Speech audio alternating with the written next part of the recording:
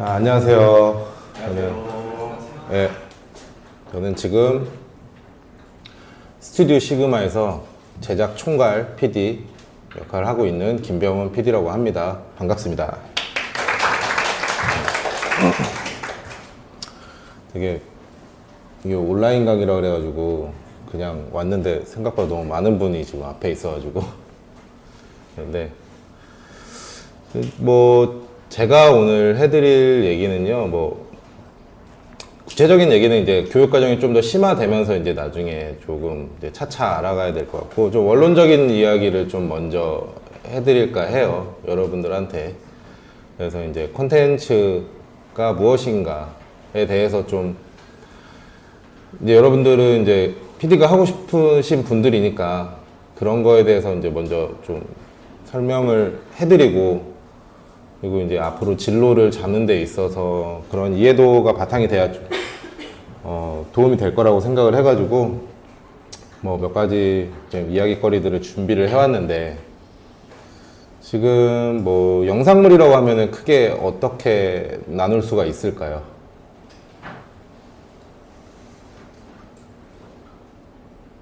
그죠? 좀 질문이 어려웠죠? 되게 쉬운 질문이었는데, TV 매체, 그 다음에 디지털 매체의 두 가지로 나눌 수가 있어요. 그러면 TV 매체와 디지털 매체가 어떻게 다르고 어떤 특징을 갖고 있고, 이런 거에 대한 이해가 잘 돼야 이제 컨텐츠를 제작하는 데 있어서 거기에 맞게 이제 전략을 수립할 수 있고 맞춰서 할 수 있겠죠. 이제 참고로 말씀드리면, 이제 저는 사실 TV 매체로 먼저 PD 생활을 시작을 했어요. 2000년대 중반에 이제 그 당시에는 유튜브가 아니고 UCC라고 했죠. 유튜브도 사실상 이제 UCC의 범주인 건데, UCC를 제작하는 업을 먼저 시작을 했다가 이제 TVN에 입사를 해서, 방송국에 입사를 해서 제가 3년 전까지 했으니까 거의 한 15년 가량을 TV 종사를 하고, 이제 유튜브 쪽으로 뛰어들어서 뭐 TV 하면서까지 하면은 유튜브 쪽으로는 지금 한 5년 정도 넘게 하고 있는데, 제가 경험해 본 바로는 TV와 유튜브는 너무나도 많이 달라요. 일단 가장 큰 특징을 말씀드리면, TV는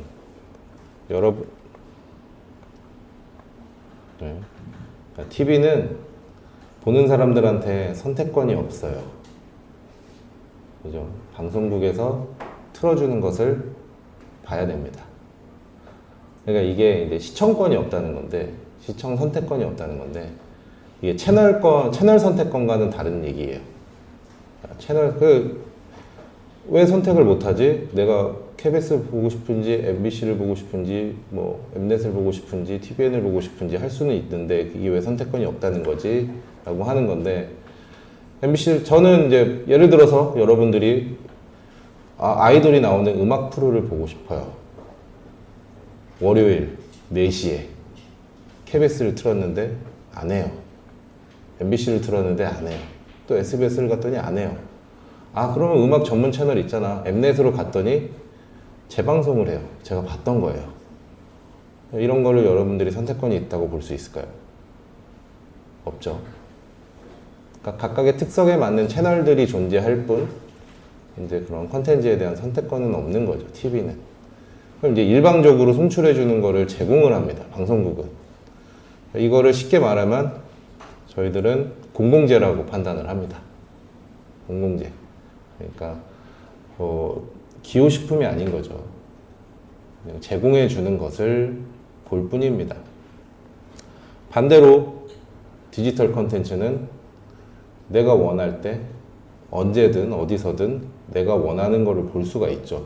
검색을 해서 아이돌 프로가 보고 싶어요. 그러면은 이제 아이돌이 나왔던 컨텐츠를 봅니다. 그리고 아니면은 뭐 다큐멘터리가 보고 싶어요. 뭐 한국 전쟁에 대해서 궁금합니다. 그럼 검색을 하면은 거기에 대한 컨텐츠들이 주르륵 나오죠. 선택권이 이제 엄연히 다 나 자신에게 돌아가요. 이러면은, 그렇다면 이제 여기서 굉장히 중요한 게 뭐냐면, TV 방송은 보편타당한 연출이 되어야 돼요. 보편타당한 방송을 만들어야 돼요. 그러니까 내가 선택해서 보는 게 아니고 방송국이 여러분들한테 컨텐츠를 제공을 해서 보여줍니다. 근데 컨텐츠를 보여주는 사람이 나는 뭐 예를 들어서 KBS PD예요. 저는 뭐 전쟁광입니다. 그래서 나는 이런 게 재밌으니까 국민들한테 전쟁에 대해서 알리는 프로그램을 만들어서 보여줄 거야 라고 했을 때 대다수의 국민들은 관심이 없겠죠. 왜냐하면 보편타당해야 되니까. 나는 이런 걸 보고 싶지 않은데 TV에서는 계속 이런 것만 틀어주네? 그럼 그 채널은 외면을 당하겠죠. 그럼 다른 채널로 돌아가고. 그럼 이제 보편타당한 분야가 무엇일까? 그럼 주제를 잡는 데 있어서 그럼 이제 TV 매체를 하는 사람들은 이제 그거부터 이제 생각을 해야 되죠. 무엇이 보편타당하고 내가 이것을 제공을 했을 때 시청자들이 싫어하지 않을 것인가? 그러니까 쉽게 말하면 수많은 음식들이 있어요. 대한민국 국민들에게 어느 셰프가 음식을 제공을 합니다. 근데 이 셰프는 뭐 쌀국수도 만들 수 있고 예를 들어서 뭐 쏨땀 같은 그런 뭐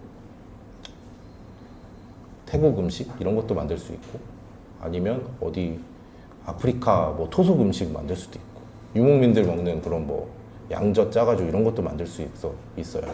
근데 그런 거를 무작위로 제공을 한다고 하면 음식물 쓰레기 얼마나 많이 나올까요? 많은 사람들이 선택하지 않아요.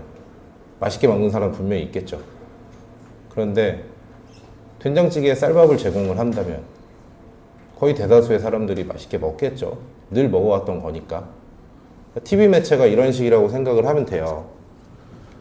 그래서 보편타당한 것들 뭐가 있죠? 뭐 가족 없는 분들 없잖아요. 그죠? 아니면 뭐 따뜻한 얘기, 선행에 관한 뭐 그런 따뜻한 이야기들. 네. 대한민국 교육과정에서 악한 일을 저지르라고 가르치진 않겠죠. 늘 그런 것을 강요받고 살아왔으니까. 아니면은 뭐 어린 아이들 싫어하는 사람은 없잖아요. 아니면 맛있는 음식 이런 것들. 그러니까 지금 TV 방송 보면은 대부분 이런 주제 아니에요? 그렇죠? 이런 주제를 했을 때 사람들이 보편타당하게 받아들이고 폭넓은 시청자가 볼 수 있어요. TV에 대해서 컨텐츠를 만들 때는 남녀노소가 모두 거부감 없는 컨텐츠를 만들어야 한다. 나 자신만을 위한 프로그램이 아닌 남녀노소가 모두가 편하게 볼 수 있는 그런 프로그램. 이제 이 중에서 여러분들이 나는 방송국에 입사하고 싶어. TV에서 하는 뭐 훌륭한 예능을 만들 거야. 그러면 이런 쪽으로 이제 먼저 생각을 해야겠죠. 이거 남들이 안 한 주제인데 신선할 것 같은데 라고 야심차게 뭐 계획을 했어요. 매니악한 대중적으로 만들 거야. 시청률이 안 나오겠죠. 그러면 그 PD는 이제 시청률을 못 내는 PD로 낙인이 찍힐 거예요. 기획 단계에서부터 철저하게 이렇게 들어가요. 지금 TV 보면 왜 남의 집 가정을 들여다보고 결혼 생활에 대한 이야기가 나오고, 결혼이라는 건 대부분의 사람들이 하는 거니까, 보편타당한 거니까. 아니면 뭐 맨날 뭐 먹으러만 다니고, 그쵸? TV 방송은 다 거의 대부분 그런 게 시청률이 잘 나오죠. 다 그런 이유에서 TV가 만들어지는 거예요. 반대로 디지털은 내가 원해서 내가 클릭을 해서 굳이 들어가서 찾아보죠. 그죠?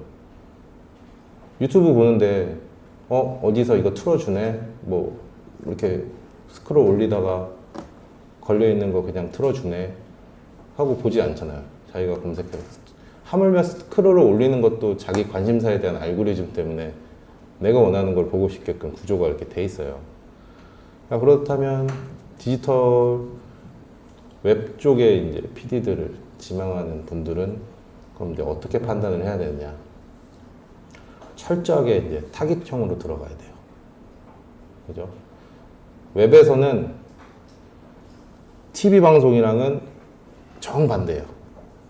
나는 유튜브로 10대부터 뭐 60대까지 남녀노소가 모두가 즐길 수 있는 방송을 만들어야겠다 하면 속된 말로 망합니다. 네. 보편 타당함이라는 건 없어요. 웹은 기호식품이에요. 자기가 원하는 거를 골라 먹을 수 있게끔. 그러니까 맨날 밥만 먹다가, 아까도 제가 이제 말씀드렸듯이 밥만 먹다가 갑자기 오늘은 짜장면 먹고 싶고, 갑자기 오늘은 뭐 일식 먹고 싶고, 특별한 거 먹고 싶을 때, 아니면 내가 좋아하는 것만 골라 먹고 싶을 때 편식을 해야지, 그런 거거든요. 근데 그런 게 맛있잖아요. 그죠? 그럼 이제 철저하게 이제 전문적으로 생각을 해야죠. 그 분야에 대해서. 나는 아이돌 프로를 만들어야지 하면 이제 아이돌을 좋아하는 10대 학생들을 대상으로만 하고, 아니면은 뭐 어르신들이 보는 프로그램을 만들어야지 그러면은 이제 뭐 효도관광 컨텐츠나 어른들만 봐야 되고. 자, 그럼 여기서 질문을 하나 해볼게요. 아니, 유튜브도 10대부터 60대까지 다 봐도 되는 거 아니에요? 그냥? 왜 타겟화를 해야 되죠? 라고 물어보는 분이 있을 거예요. 왜일까요?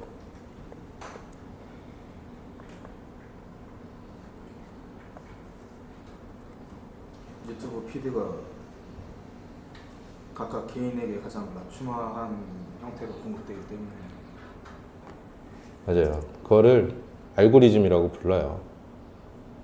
뭐 쉽게 말해서 알고리즘이 어떤 구조로 돼 있냐라고 하면, 유튜브의 예를 들어 볼게요. 유튜브는 유튜브 회사에서는 이제 수익을 생산을 해야 됩니다. 창출을 해야 돼요. 수익을. 그럼 유튜브는 어떻게 수익을 창출을 하느냐? 앞에 광고를 붙이죠. 애드센스라고 광고를 붙이는데, 이제 이 광고가 유튜브의 이제 주 수익원이에요. 그럼 이제 광고를 붙일 때는 어떻게 광고를 효과적으로 붙여야 돈이 잘 되지라는 거를 이제 구글에서 생각을 하기 시작합니다. 자, 남성 질레트 면도기예요. 근데 이 질레트 면도기 광고를 붙이기 위해서는 어떤 채널에 붙여야 될까요? 10대 여학생이 보는 채널에다가 질레트 광고기 붙어요. 구매 전환이 일어나지 않겠죠. 그죠? 아니면 뭐 10대들이 보는 채널인데 어르신들 상조 상품 이런 거를 광고를 팔아요. 전혀 구매 전환이 일어나지 않겠죠. 그럼 질레트 면도기 광고를 붙이기 위해서 컨텐츠 앞에 그러면 20, 30대, 30대, 40대 남성들이 주로 보는 채널 앞에다 이 광고가 붙었을 때는 효과가 있겠죠. 그래서 타겟화가 잘 돼 있는 프로그램, 내가 광고를 붙이기 쉬운 프로그램을 알고리즘으로 태워서 그 분야에 그 관심도를 갖고 있는 사람, 그 연령대에 있는 사람들한테 노출을 시켜줘요. 기본적인 구조가 그렇게 돼 있어요. 그러니까 10대부터 60대까지 모든 남녀노소가 다 좋아하는 프로그램이에요. 그럼 무슨 광고를 붙여야 되지? 애매하죠. 이제 알고리즘을 태워서 이 사람들에 노출시켜주기가 어려운 거예요. 또 반대로 또 알고리즘, 광고를 차치하고 나서도 알고리즘이라는 구조가 이 사람에 대한 관심사를 판단을 해가지고 뿌려줘야 되는데, 관심사라고 하는 것은 철저하게 키워드 아니면 연령대 이렇게 묶여 있어요. 자, 예를 들어서 낚시광이에요. 낚시를 좋아하는 사람들이 낚시 프로그램을 보겠죠. 그럼 거기 구독자들은 다 낚시를 좋아하는 사람일 테고, 그럼 낚시를 좋아하는 사람들한테는 뭐 배 타고 어디 나가는 프로그램, 아니면 뭐 낚싯대 리뷰, 뭐 이런 프로그램들이 알고리즘으로 엮여가지고 비슷한 컨텐츠들이 나오겠죠. 시청을 유도하기 위해서. 근데 알고리즘 자체가 타겟화 되어 있지 않고 10대부터 60대가 모든 사람들이 보고 뭐 이렇게 취미나 뭐 단어로 연결된 낚시, 뭐 아니면 뭐 스포츠, 축구, 농구, 뭐 공부할 때도 뭐 수학, 아니면 영어 이렇게 카테고리로 묶여 있지 않고 그냥 보편타당한 방송에는 알고리즘상 구조상 프로그램을 추천하기가 어려워요. 기본적인 구조가 그래요. 그래서 공중파와는 다르게 철저하게 전문화된, 타겟화된. 그래서 어떻게 보면 욕심을 좀 버리라고 해야 돼요. 많은 사람들한테 사랑받는 것보다 소수의 사람들에게 사랑받는 프로그램, 소수의 사람들이 좋아해주는 프로그램을 만드는 게 목적이에요. 그리고 그 소수의 사람들로부터 이제 피라미드처럼 이제 뻗어 나가는 구조를 만들어야 되는 거죠. 뭐 그렇게 구독자를 늘리는 건데, 일단 기본 설정값이 그럽니다. TV와 디지털 매체는 이런 다른 성향을 가지고 있어서 기획을 할 때, 주제를 잡을 때부터 철저하게 다르게 전략적으로 들어가야 된다. 이게 1대1 때 첫 번째 시작. 그죠? 그 다음에는 뭐 이렇게 해서 이제 여러분들이 구성을 했어요. 뭐 기획을 했을 수도 있고, 뭐 시나리오를 짤 수도 있고, 이렇게 해서 프로그램 TV를 하고 싶은 사람은 TV에 맞게, 디지털을 하고 싶은 사람은 디지털에 맞게 이제 이런 원리로 자 구성을 했습니다. 그러면 이제 그 다음에 이제 연출이 들어가야 되는데, 프로그램에 이제 뼈대를 짜야 돼요. 근데 자 소설로 예를 들게요. 두괄식, 뭐 미괄식, 액자식 구성, 뭐 이런 식의 이제 구성이 있겠죠. 네. 자, 그냥 요거를 이제 방송적 구성이라고 얘기를 할게요. 앞에 이제 기획적인 구성, 그러니까 이제 말이 비슷하니까 헷갈리지 않게 앞에는 이제 기획적인 구성인 거고, 자, 방송에 대한 이제 이야기에 대한 구성. 자, 여기서도 두 매체의 차이에 따라서 분명하게 이제 여러분들이 또 다르게 전략을 가져가야 됩니다. 자, TV는 두괄식 구성을 해야 될까요? 미괄식 구성을 해야 될까요?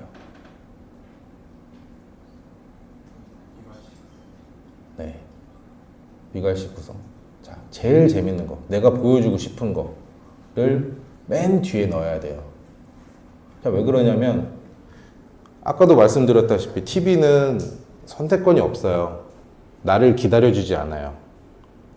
나는 일하고 퇴근해서 6시에 퇴근해서 열심히 해서 집에 왔더니 7시, 누구는 7시 반, 누구는 8시. 내가 집에 도착해서 TV를 볼 수 있는 시간이 다 달라요. 근데 주말 아니 뭐 저녁 예능, 저녁 드라마 해서 TV에서 7시에 딱 틀어줬어요. 그럼 7시부터 기다렸다가 볼 수 있는 사람들이 몇이나 될까요? 7시부터 8시까지 하는 방송을 그러면 7시에 틀었을 때 그때부터 볼 수 있는 사람, 뒤늦게 합류해서 보는 사람, 점점점 그러니까 시청률 그래프를 봤을 때는 이렇게 우상향이에요. 점점 이렇게 올라가요. 뒤로 갈수록 그래프가. 네. 왜냐면 나를 기다려주지 않으니까, 내가 그 시간에 맞춰야 되니까. 그래서 처음에 맨 앞에 시작하자마자는 TV에서는 시시콜콜한 이야기들을 합니다. 안 해도 그만인 것들. 왜냐면 시청자가 적어요. 근데 프로그램이 계속 진행이 될수록 시청자들이 계속 유입되면서 시청률은 계속 올라가니까, 그럼 결국 TV를 할 때는 제일 재밌는 거를 맨 마지막에 해야죠. 그래서 앞에서부터 서서히 이제 빌드업을 해가는 과정이 중요하죠. 빌드업을 깔아가면서 뒤에 뭔가 빵 터트리기 위해서. 네. 그렇게 이야기의 구성을 잡는 거예요. 또 그럼 편집할 때도 어떻게 하느냐? TV는 한 번 지나간 거 기다려주지 않아요. 네. 내가 딴짓 하다가 못 봤어. 얘 뭔 얘기 했지? 그럼 재방송 기다려야 되죠. 네. 그러니까 재밌는 부분, 뭐 중요한 부분을 여러 번 반복해서 보여줘요. 편집으로. 예능 같은 데서 이제 예를 들어서 1박 2일이에요. 이수근이 넘어졌어요. 되게 웃겨요. 근데 넘어지는 장면 막 각도를 다르게 해서 3번, 4번씩 보여주죠. 놓치지 말고, 아, 이거 웃기니까 봐. 놓치지 말고 봐. 또 아니면 주요한 장면이 나올 때 앞에 계속 슬로우 걸고 뭐를 하면서 그걸 이제 방송용으로 이제 자꾸 쪼아준다고 하는데 계속 이제 뭐가 재밌는 거 나올 것처럼 집중을 시켜요. 자, 봐봐. 재밌는 거 나올 거야. 봐봐. 이런 식으로. 그리고 나서 빵 보여주죠. 네. 근데 이제 여기서 요즘 젊은 세대들은 아, 지겨워. 빨리 빨리 보지. 이게 이제 디지털 컨텐츠에 길들여져서 그래요. 디지털 컨텐츠는 못 보면 그냥 이렇게 더블 뒤로 따닥 5초 뒤로 되감기, 10초 되감기 하면 얼마든지 볼 수 있잖아요. 근데 여기 이제 익숙해지니까 TV 보니까 아우 지겨워. 왜 본 거 또 보여줘. 극혐. 이제 이런 거 하는데 근데 어쩔 수 없어요. 구조상의 문제예요. 여러분들이 기껏 힘들게 만들었어요. 기껏 힘들게 막 재밌게 만들었는데 사람들이 딴짓하고 못 본다고 생각해봐요. 그거 얼마나 억울하고 허무해. 그죠? 그러니까 이제 그렇게 보여주는 거예요. 편집의 기술도 그렇게. 구성도 그렇게 잡는 거고. 자, 그럼 반대로 디지털은 반대니까 두 가지씩 구성이겠죠. 자, 왜냐면 디지털 콘텐츠 뒤에서부터 보는 사람은 없잖아요. 뒤에서부터 안 보게 돼 있어요. 이거 재밌겠는데 보자 해서 클릭해서 봤어요. 그럼 이 콘텐츠를 접하는 사람은 맨 앞에 000에서 1초부터 2초부터 모든 사람은 거기를 봐요. 디지털 콘텐츠를 업로드를 했을 때 0초부터 5초까지는 시청률 그래프가 100%입니다. 안 봐요. 아예 다 보죠. 그리고 나서 여기서 앞에서 판단을 하고 재미없겠다 하면 넘어가고 점점 이제 계속 볼 사람은 남아서 보고. TV 그래프는 우상향인데 디지털은 우하향. 점점 뒤로 갈수록 시청률 그래프가 떨어집니다.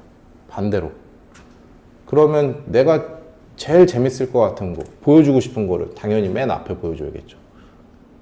그럼 구성상 이제 어떻게 해야 되느냐? 떨어지는 그래프를 잡기 위한 노력을 해야죠. 가장 재밌는 거 앞에 보여줬어요. 그리고 나서 뒤에 재미없으면은 아예 재미없네 넘어가잖아요. 그럼 최대한 붙잡아 두게끔 계속. 그럼 그 다음에 제발 봐줘. 아니야 뒤에도 재밌어. 봐줘. 바짓가락이 자꾸 늘어지듯이 제일 재밌는 거 이제 앞에다가 배치를 하고 내가 하고 싶은 메시지 배치를 하고 그 뒤에도 이제 계속 이제 재밌을 거야 하면서 재밌는 걸 보여주면서 그래서 이제 뒤로 갈수록 힘은 점점 떨어질 수밖에 없죠. 덜 재밌겠죠. 진짜 재밌는 거 뒤에 숨겨놨다가 그럼 못 보는 사람들이 태반인데, 그죠? 그러니까 구성을 할 때도 이제 이렇게 잡는 거예요. 반대로. 근데 이제 아무리 그렇게 잡아도 디지털을 재밌는 거 다 보여줬다고 해도 그 다음에 나오는 게 차선책, 그 다음 재미일 수밖에 없잖아요. 그럼 이런 구성상이면. 그럼 앞에만 잘 되고 뒤에는 아무도 안 보는 프로그램이면은 또 살아남을 수가 없겠죠. 그럼 이제 뒤에까지 보려면 뭐가 필요하죠? 자극. 그죠? 도파민, 자극. 그래서 디지털 콘텐츠가 자극적인 거예요. 아, 이거는 공중파고 이건 웹이니까 공중파에서 할 수 있는 범위가 아니야. 여기서는 표현의 자유가 있어. 그래서 자극적인 것도 있는데 실질적으로 연출을 하고 PD 공부를 하고 제작하는 입장에서는 아, 이건 웹이니까 자극적이어야 돼가 아니고 이런 컨텐츠의 특성 때문에 자극을 줄 수밖에 없는 거예요. 자극을 주지 않으면 다른 컨텐츠로 넘어가니까. 그러니까 붙잡아두기 위해서는 자극을 줘야 된다. 자극에는 그래도 뭐 여러 가지 종류가 있겠죠. 뭐 원초적인 웃음이 될 수도 있고, 뭐 남자분들 같은 경우에는 약간 성적인 코드일 수도 있고, 여자분들 같은 경우에는 뭐 차은우가 될 수 있고, 차은우가 계속 나오면 보겠죠. 얼굴만 아무것도 안 하고. TV 방송에서 차은우를 딱 데리고 놓고 말을 안 시키고 가만히 얼굴만 비추고 있어요. 안 보겠죠. 근데 디지털 컨텐츠에서 내가 내 휴대폰으로 이렇게 차은우 얼굴을 보고 있으면 좋아하는 팬들은 아무 말 안 해도 그냥 웃고만 있어도 1시간짜리 그냥 볼걸요? 이게 자극이잖아요. 그러니까 디지털이기 때문에 이게 허용이 된다가 아니고 그런 TV와 디지털의 다른 논법 때문에 그렇게 구성을 하는 거예요.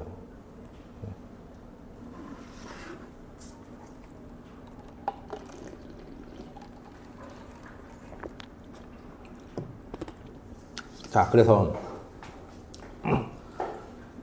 저도 이제 철저하게 이제 그런 식으로 이제 프로그램을 제가 만들었던 프로그램을 예를 들어서 이제 말씀을 드릴게요.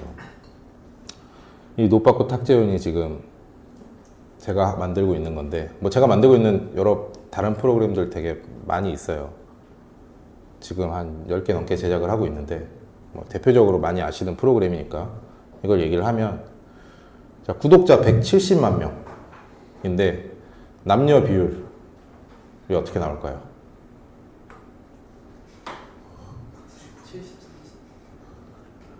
9대 1입니다.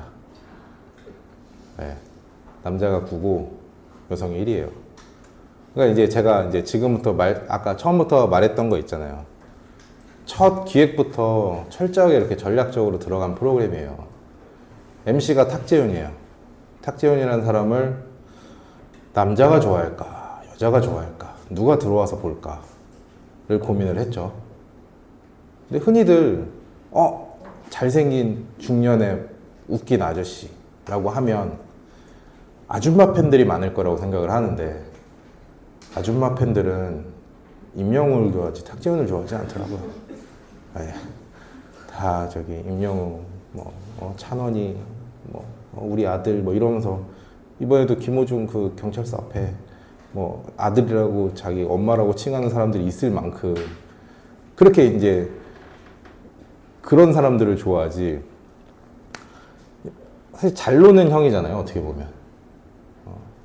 양기 있다고도 표현할 수 있는데, 오렌지족? 약간 이런 의미의 잘 노는. 중년 여성들이 좋아하지 않는 건데, 근데, 나 이 형처럼 살고 싶은데, 오히려 남성들이 동경을 해요. 데이터를 봤더니, 30대 남성들이 너무 좋아하는 거죠. 처음에 이제 이게 이제 시즌2부터 제작을 하는, 시즌1은 잘 되지 않았어요. 이제 시즌1은 이제 제가 제작을 안 했고, 여기 이제 소속사에서 이제 하다가 전략이 없이 그냥 제작을 했었는데, 그래서 그때 쌓인 데이터베이스를 보니까 남성이 이제 압도적으로 많은 거죠. 그러면 이제 더 늦기 전에 채널 구독자들이 뒤죽박죽 들어와서, 남녀노소 들어와서 알고리즘에 추천이 안 되는 채널이 되기 전에 빨리 손을 봐야겠다 해서 철저하게 이제 남성들이 좋아할 만한 이제 프로그램으로 탈바꿈을 시키기 시작을 했어요. 그럼 이제 뭘 해야 돼? 뭘 해야 남성들이 좋아할까요? 그죠? 앞에서 지금 웃고 계시는데 뻔하죠? 예쁜 여자 앉혀놓으면 돼요. 네. 예쁜 여자 앉혀놓으면 조회수 올라가고. 이제 그래서 이제 예쁜 여성들, 그리고 간혹 남자들이 와도 남자들이 좋아하는 그런 남자들이 있어요. 약간 시대의 아이콘일 수도 있겠는데, 예를 들어서 이제 다나카, 나선호 씨, 문신돼지, 이런 사람들은 또 이제 남성형 개그를 하는 사람들이니까 이제 남성들이 추종하는 사람. 하여튼 그러니까 남성들이 추종할 수 있는 게스트들로만 철저하게 추려가지고 출연을 시키기 시작했어요. 저도 1회부터는 조금 실험을 해보고 싶어서 1회부터 5회까지는 5회, 10회까지는 약간 여러 결의 게스트를 넣어봤어요. 왜냐면은 이분들을 설득하는 과정도 필요하니까. 제가 처음부터 이거 남자들이 보게끔 해야 잘 돼요 를 이분들이 믿어주지 않아가지고, 그래서 이제 여러 게스트들을 넣었죠. 여성향의 게스트도 넣고 남성향의 게스트, 어느 특정층이 좋아하는 게스트를 넣었는데, 자, 이제 데이터가 쌓이면서 거 보십시오, 맞지 않습니까? 하고 모두를 이해를 시킨 다음에 이제 그 다음부터는 결을 확실히 잡아서, 그리고 나서부터 구독자랑 조회수가 폭발적으로 늘기 시작을 해서 여기까지 왔죠. 네. 이게 제가 앞서 말씀드린 것처럼 타겟을 분명히 하고 시청층을 분명히 하지 않았으면 룩박부 탁재현이라는 채널은 사실 지금까지 유지가 2년 넘게 유지가 안 됐을 거고, 뭐 저도 이 자리에 없었을 수도 있겠죠. 뭐 아니면 다른 프로그램을 내세워서 이 자리에 있었거나. 네. 자, 반대로 이제 예를 들어서 이번 주에 런칭을 하는데 감별사라는 채널을 제가 이번 주에 런칭을 했어요. 거기에는 트와이스 정연이 MC로 나오는 채널인데, 트와이스 정연이니까 트와이스 여자 걸그룹 예쁜, 그럼 이제 남자들이 많이 볼 것 같죠. 오히려 반대로 이제 여성들이 많이 봐요.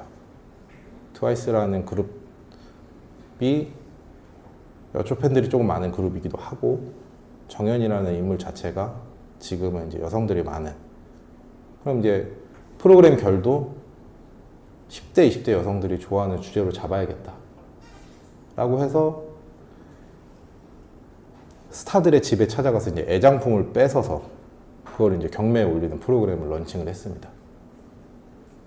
이랬더니 남성 대 여성의 비율이 아니나 다를까 7대3, 6대4로 나오기 시작을 하더라고요. 예쁜 여자인데도 불구하고 여자분들이 많이 보죠. 전략적으로 이렇게 갔으니까. 자, 여기서 의문. 남성향 프로그램을 만들었을 때는 9대1 비율 압도적이었죠. 여성적인 프로그램 만들었는데 왜 6대4밖에 안 돼요? 이것도 9대1 돼야 되는 거 아니에요? 라고 물어보시는 분들이 있을 거예요. 네. 이제 여기서도 또 플랫폼에 대한 이해가 중요해요. 디지털 플랫폼이라고 하면 유튜브만 있는 게 아니죠. 네. 넷플릭스, 티빙 다 디지털 컨텐츠죠. 그런데 그런 유튜브는 여성보다 남성들이 많이 봐요. 근데 넷플릭스 같은 플랫폼, 티빙 이런 데는 여성들이 많이 봐요. 약간 성별에 대한 특징이 있나 봐요. 저도 왜 그런지는 모르겠어요. 유튜브. 왜 여성들이 유튜브보다 넷플릭스를 더 많이 보고 더 좋아하고 남성들은 유튜브를 더 많이. 근데 이것도 어떻게 보면은 자극의 차이예요. 자극의 차이. 남성들이 좀 더 강한 자극을 워낙 좋아하고, 좀 흔히 말해서 이제 전문 용어는 아닌데 그냥 이제 흔히 쓰는, 그냥 방송인들끼리 흔히 쓰는 그냥 말이에요. 그냥 똥맛이라고 하는 거. 근데 그런 거를 남성들이 많이 좋아를 해서 유튜브 컨텐츠들의 게임, 그다음에 그런 좀 선정적인 것들, 아니면 그런 똥맛 개그들, 이런 것들이 유튜브 컨텐츠에 좀 많다 보니까 남성들이 유튜브를 좀 많이 보고, 넷플릭스 같은 거는 이제 똑같이 본인들이 이제 클릭해서 볼 수 있는 디지털 컨텐츠, 구조적인 건 똑같거든요. 돈 내는 거 말고는. 근데 이제 그런 쪽에는 이제 여성분들이 좀 많이 보더라고요. 근데 이제 이런 플랫폼에 따른 또 그런 특징이 있다 보니까, 자, 그 다음에 또 어떤 사태가 벌어지냐면은, 프로그램을 만들 때 그냥 그런 뭐 티빙이나 뭐 이런 것들을 그냥 쉽게, 지금 넷플릭스가 제일 잘 되고 있으니까 그냥 넷플릭스라고 얘기를 할게요. 그냥 속칭. 넷플릭스 쪽에는 여성들이 많이 보니까 연애 리얼리티가 잘 돼요. 네. 뭐 대표적으로 솔로지옥 같은 것도 그렇고, 뭐 그런 유사한 프로그램들이 TV, 뭐 환승연애부터 해가지고 막 나와요. 남성분들은 그런 거 잘 안 보잖아요. 네. 유튜브로 환승연애가 나왔다 라고 했으면은 좀 크게 성공하지 못했을 거라고 봐요. 똑같이 구독해서 보는 건 똑같은데, 네. 반대로 뭐 넷플릭스에서 감스트가 나와가지고 막 경기 중계를 하는 게 넷플릭스 콘텐츠로 나와요. 잘 될까요? 안 되겠죠. 근데 유튜브는 내가 똑같이 클릭해서 들어가는 거는 똑같은데 유튜브에서 많이 보잖아요. 근데 그만큼 이제 또 플랫폼마다의 또 다른 특성을 또 이해를 해야 돼요. 이런 것들을 이제 종합을 해서 이제 내가 프로그램을 제작을 할 때 나는 어느 매체에서 그리고 또 어느 플랫폼에서 프로그램을 만들지라는 거를 생각을 해야 돼요. 무작정 만드는 게 아니고 이게 기본적으로 다 깔려 있어야 이제 비로소 이제 첫 발 딱 내딛는 거라고 생각을 합니다. 그러니까 이제 다시 한번 말씀드리면 TV는 공공재다. 남녀노소 모두가 납득할 만한, 좋아할 만한은 없지만 납득할 만한 프로그램을 만들어야 한다. 자, 디지털은 기호식품이다. 철저하게 타겟형 프로그램을 만들어야 하고 앞에서부터 자극을 줘서 시청자들이 떠나지 않게 해야 한다. 그리고 디지털 플랫폼 안에서도 남성적인 성향을 띤 플랫폼, 여성적인 성향을 띤 플랫폼. 이해를 시키기 위해서 이제 남자와 여자로 얘기를 했는데, 또 반대로 어른들이 좋아하는 플랫폼, 또 어린 연령의 친구들이 좋아하는 플랫폼도 있을 수 있겠죠. 그런 특성을 이용을 해서 기획을 하고 만들고, 그 다음에 이제 한 발 내딛어야 한다. 예. 항상 요거는 여러분들이 이제 앞으로 실무를 하든 어디 취업을 하든 아니면 스스로 뭔가를 만들어 보든 항상 이제 머릿속에 요거부터는 잘 생각을 하셔야 됩니다. 근데 여기 그러면은 이제 그럼 그 다음 스텝으로 다 PD를 하고 싶어서 오신 분들인가요? 아니면은 그냥 방송에 대한 전반적인 것들을 알고 좀 특성화된 거를 그 다음에 찾고 싶어서 오신 분들인가요? 나 음악 감독하고 싶다, 카메라 감독하고 싶다 하시는 분 있어요? 자, 그럼 다 PD죠. 그럼 이제 지금 제가 이제 대학교나 이런 데 강연을 다녀보면 질문을 해요. 방송국에 입사하고 싶어요? 아니면은 이런 디지털을 제작을 하는 회사에 입사하고 싶어요? 라고 물어보면 제가 10년 전에 물어봤을 때는 다 100% 방송국에 입사할 거예요. 지금은 유튜브 제작하는 회사로 입사하고 싶어요가 한 8대2. 네. 여기 계신 분들은 어때요? 방송국에 입사하고 싶으신 분 계세요? 네. 여기는 한 9대1 되는 거죠, 그러면? 왜 이렇게 변했을까요? 방송국이 연봉도 훨씬 더 많아요. 네. 그러면은, 나 KBS 입사해야지, MBC 입사해야지, 거기서 돈도 더 많이 주는데, 할 수 있는데, 대부분의 영상을 공부를 하고 꿈이 있는 분들은 디지털 콘텐츠를 만들고 싶어 해요. 왜 그럴까요? 방송국이 몰락하고 있다고 판단을 합니다. 세상 사람들은. 실제로도 맞아요. 왜 그러냐면 방송국은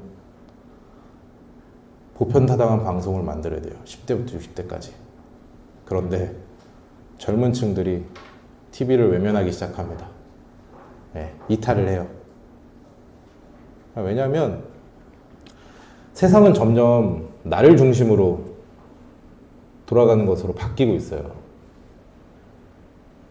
자, 70년대, 80년대 대한민국은 공동체 사회였어요.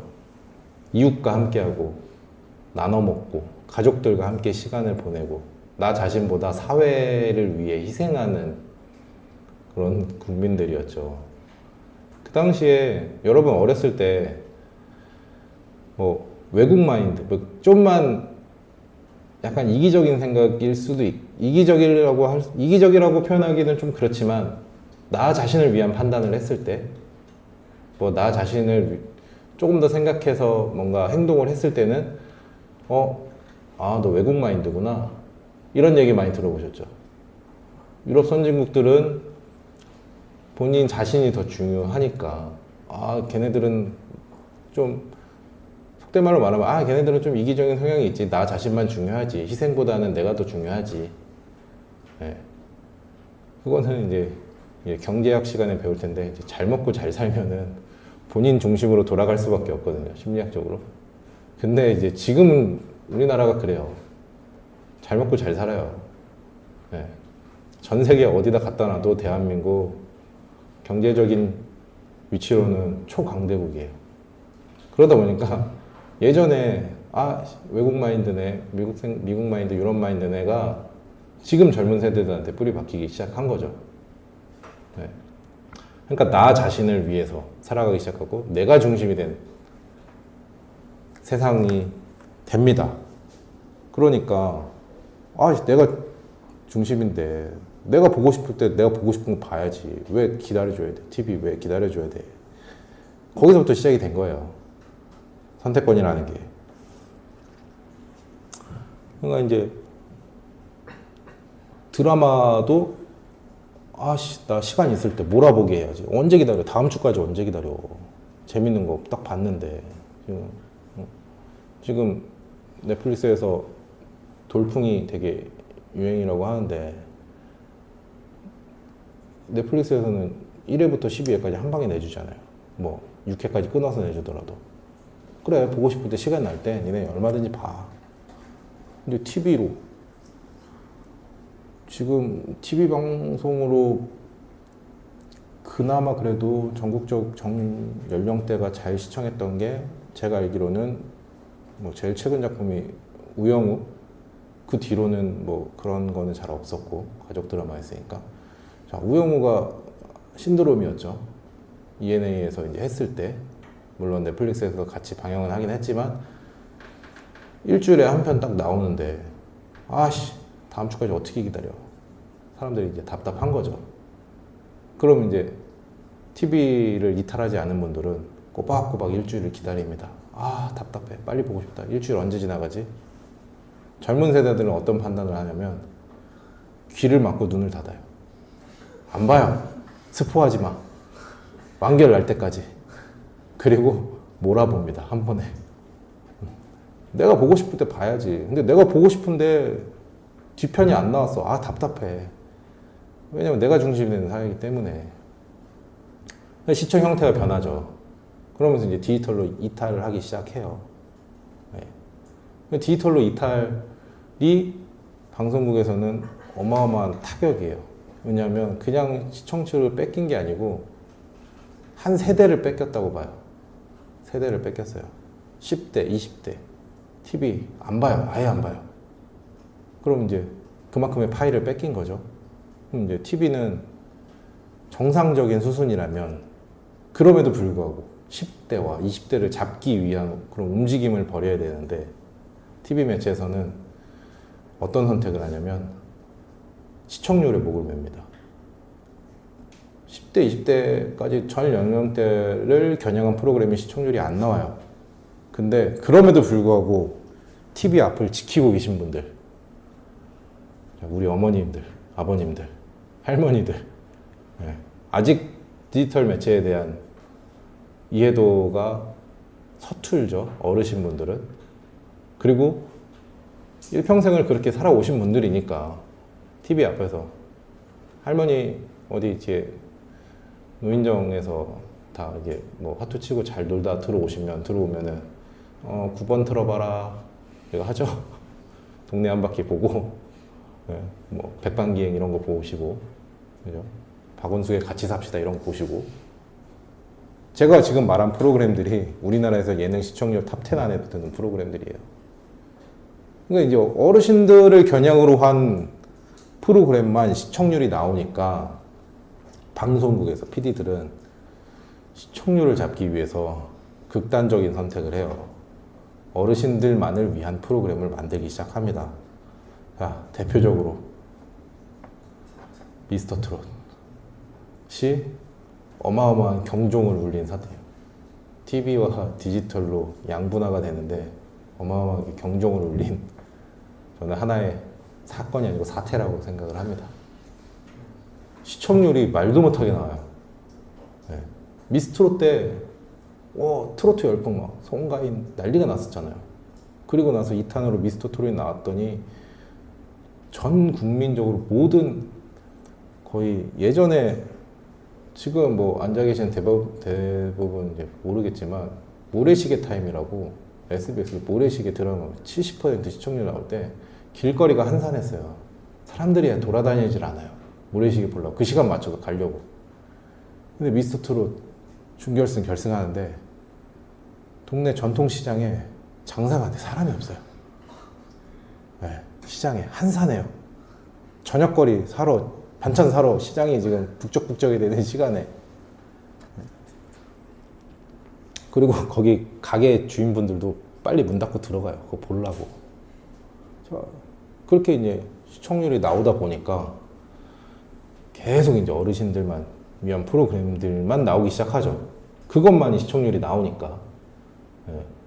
그래야 시청률이 나와야 방송에 중간 광고가 붙고 광고 단가들이 팔리고, 그래야 방송국이 돈이 되니까. 그러니까 당장의 눈앞을 본 거예요. 미래를, 방송국이 계속 예전의 지위를 갖기 위해서는 10대, 20대 그 다음 세대들을 계속 끌어들여서 선순환을 시켜야 되는데, 선순환을 시키자니 돈이 안 되고 망할 것 같고, 그러니까 지금 당장 눈앞에 돈을 선택을 했는데, 장기적으로 봤을 때는, 그래서 이제 여러분들이 방송국을 많이 선택 안 하는 이유 중에 하나일 거라고 생각을 해요. 재미없어, 나는. 신입사원이 50대가 신입사원으로 입사하지 않잖아요. 대학 졸업하고 이제 20대가 신입사원으로 입사를 하는데, 이 방송국에서 많은 거 맨날 트로트만 만들고 있고, 맨날 저기 관심도 없는 남의 집 이혼 하나 안 하나만 보고 있고, 재미없어. 그렇게 해서 이제 외면을 하기 시작을 하고, 또 자기 주변 친구들도 안 본대요. TV 안 보는데. 그러니까 TV 안 보는데 내가 여기 가서 프로그램 멋있는 거 만들어야지라는 생각을 안 하는 거죠. 방송국에서 멋있는 거 만들어야지 이런 게 아니고, 요즘 친구들 보는 그런 인기 있는 유튜브 만들어야지, 그런 생각을 하다 보니까 유튜브 쪽으로 많이 좀 지원을 하는 것 같고, 디지털 쪽으로. 그리고 TV도 점점 이제 양극화가 거의 극단으로 치닫게 됐다고 봐요. 그래서 TV 프로그램은 지금 거의 다 50대, 60대들을 위한 프로그램들만 진행이 되고, 그나마 아니야 내가 끝까지 TV의 붕 지키겠어 하는 PD들이나 그런 생각을 갖고 이제 제작을 하는 것들도 물론 있죠. 재밌는 것도 많아요. 근데 시청률이 안 나와요. 공중파인데도 1%가 안 나와요. 그러면은 이제 선택을 해야죠. 방송국 입장에서도 해야겠죠. 어쩔 수 없는 선택이겠죠. 하지만 이제 이 다음 미래가, 방송국의 미래가 무엇이냐. 그죠? 지금 50대, 60대들이 이제 TV 볼 기력도 없으시고, 아니면 이제 한 세대가 지나서 이제 다 다음 세대에게 물려주고 떠나시고 했을 때, 지금 20, 30대가 나 5, 60대 됐으니까 이제부터 TV 봐야지 라는 생각 안 할 거 아니에요. 그죠? 그러니까 그만큼 콘텐츠에 대한 산업이 많이 변했어요. 근데 사실은 천천히 변해요. 항상 흘러와요. 예전에 라디오에서 TV로 바뀌었을 때도 이런 문제들은 있었을 것이고, 이제 그 TV 매체에서 이제 라디오에서 TV로 바뀐 게 70년대였으면 50년 동안 잡아왔던 패권을 이제 내주는 전환점인 거죠. 근데 그 전환기가 너무나도 급격하게 급변했다. 네. 그래서 지금은 사실 과도기는 저는 한 3년 전이라고 보고 지금 패권은 넘어왔다고 생각을 해요. 그래서 방송국보다는 디지털 쪽을 지원하는 사람들이 많고, 방송국에 지원을 하더라도 이런 거를 잘 이해를 하고 지원을 해야 된다. 자, 그런데 방송국 망할까요? 이렇다고? 망하지 않을 것 같아요. 그럼 방송국에서는 어떤 전략을 세울까요?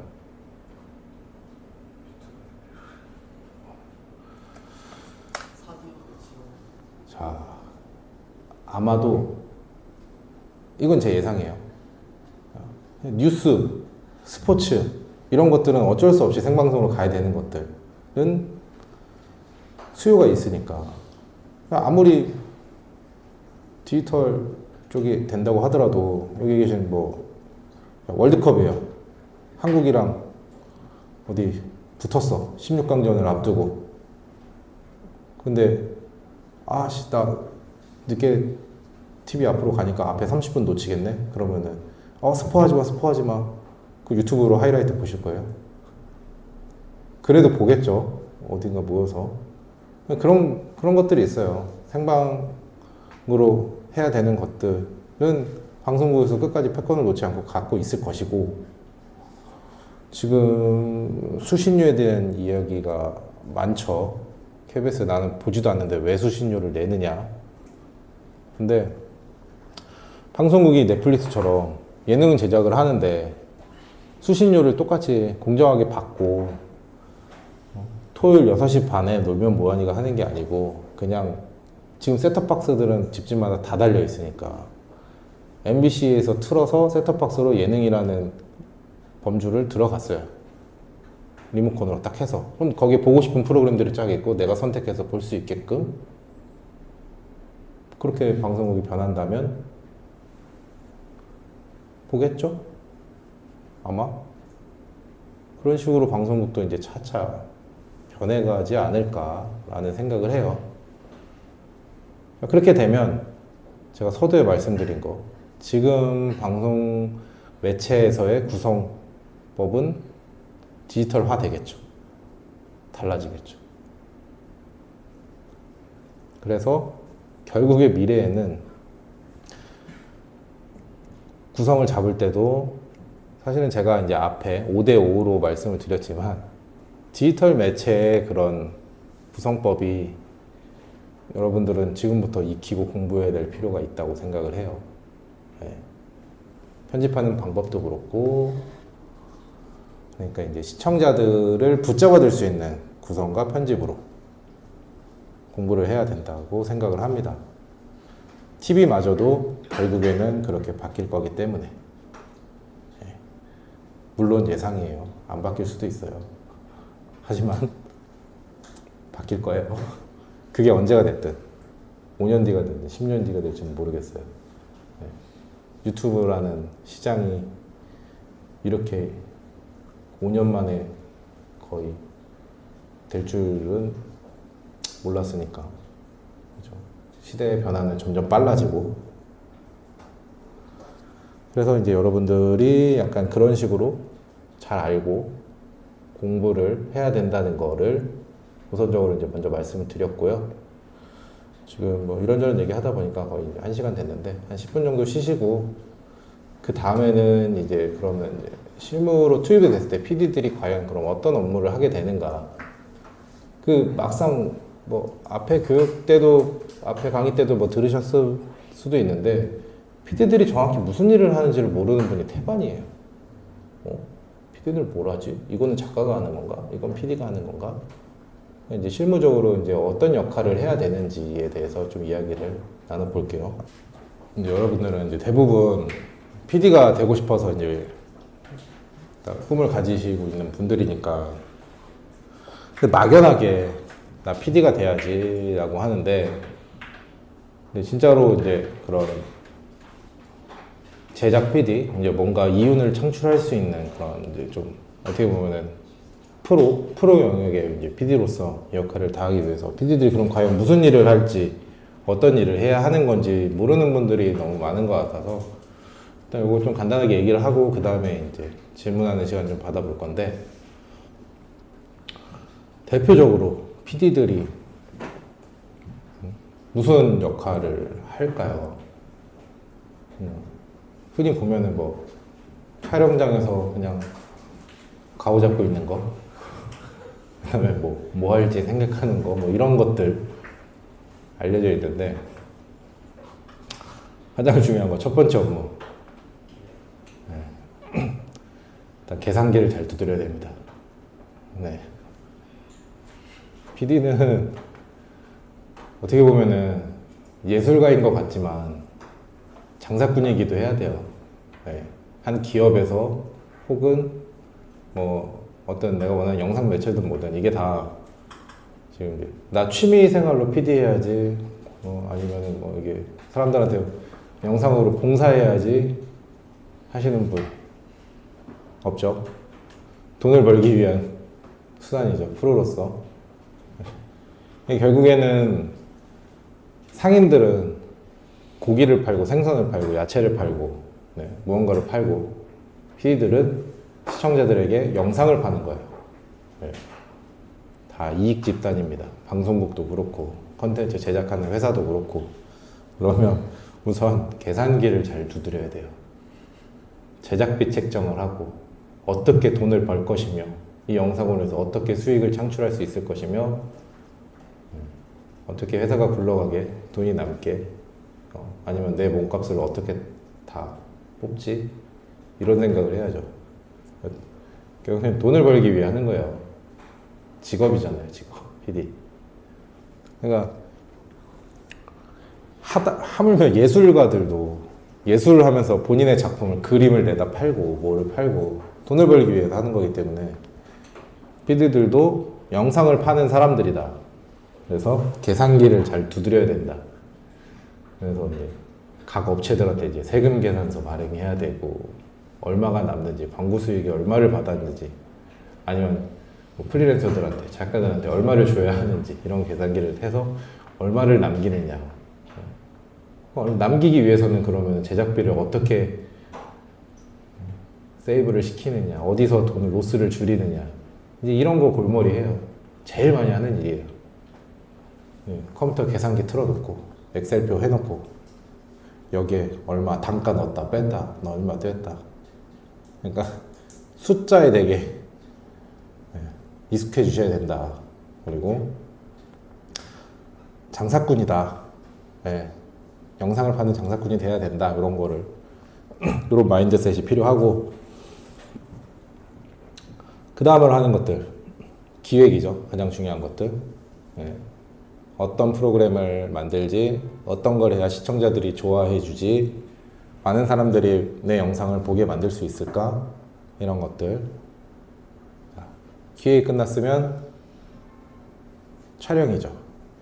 그럼 이제 현장에서 뭐 본인이 머릿속에 있는 것들을 다 진두지휘 해가지고 연예인이 될 수도 있고 크리에이터가 될 수도 있고 어쨌든 카메라 안에서 플레이어로 활동하는 사람들에게도 내가 하고 싶은 것이 무엇인지를 전달을 하고 그대로 움직일 수 있게끔 생각을 주입을 시키고 이제 바깥에 있는 스태프들도 내가 무엇을 원하는지 어떤 걸 하고 싶어 하는지 잘 하게끔 만들고 촬영을 이제 잘 해왔어요.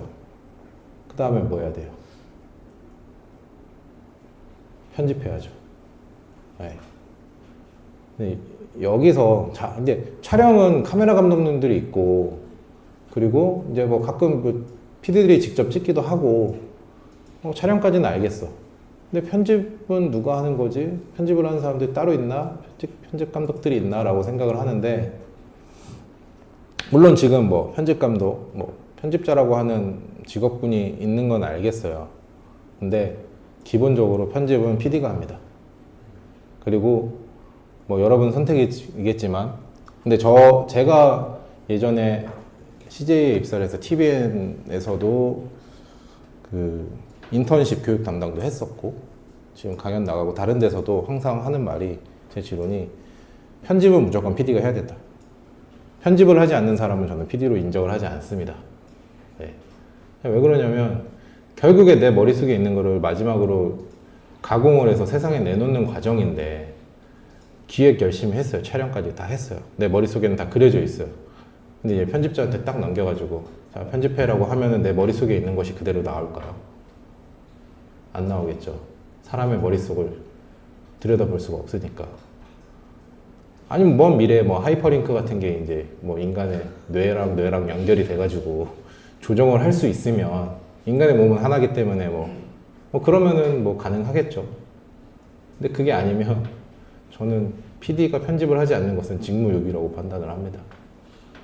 근데 왜 방송국이나 이런 데 안 하는 사람들이 많냐? 힘들어요.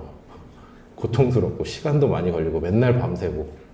그래서 PD들이 워라밸이 없는 거예요. 나는 워라밸을 찾겠다라고 해서 편집하는 분들한테 이제 편집만 맡기고 나는 뭐 기획 촬영만 하고 퇴근하고 하는 분들이 되게 많아요. 예. 근데 그건 이제 나중에 여러분들이 선택해야 될 문제고 지금 이제 PD를 하고 싶어서 이제 이런 시작을 하려고 하는 단계에서는 마인드셋이 중요하기 때문에 편집은 무조건 PD가 해야 된다. 네. 내 머릿속에 있는 것을 그 다른 사람이 꺼내서 해줄 수는 없다. 자, 반대로 근데 이런 경우는 있어요. 아, 내 머릿속에 있는데 내가 편집을 내가 생각해도 진짜 못해. 더럽게 못해. 근데 이 사람한테 맡기면은 내 생각보다 편집을 더 잘해줘. 네. 그러면은 맡겨도 되는 거 아닌가? 그게 더 좋은 퀄리티를 만들 수 있는 거 아닌가? 라고 생각을 하는데 본인이 편집 능력이 제대로 안 되고 안 하면 그러면 이제 직업에 대한 재고를 다시 해봐야죠. 맡겨야 되는 게 아니고. 네. 그럼 그 편집 열심히 하는 사람이 PD 하면 잘하는 사람이 PD를 하죠. 차라리. 그냥 편집만 하는 사람들 PD들이 훨씬 돈도 많이 받고 더 인정받고 하는데.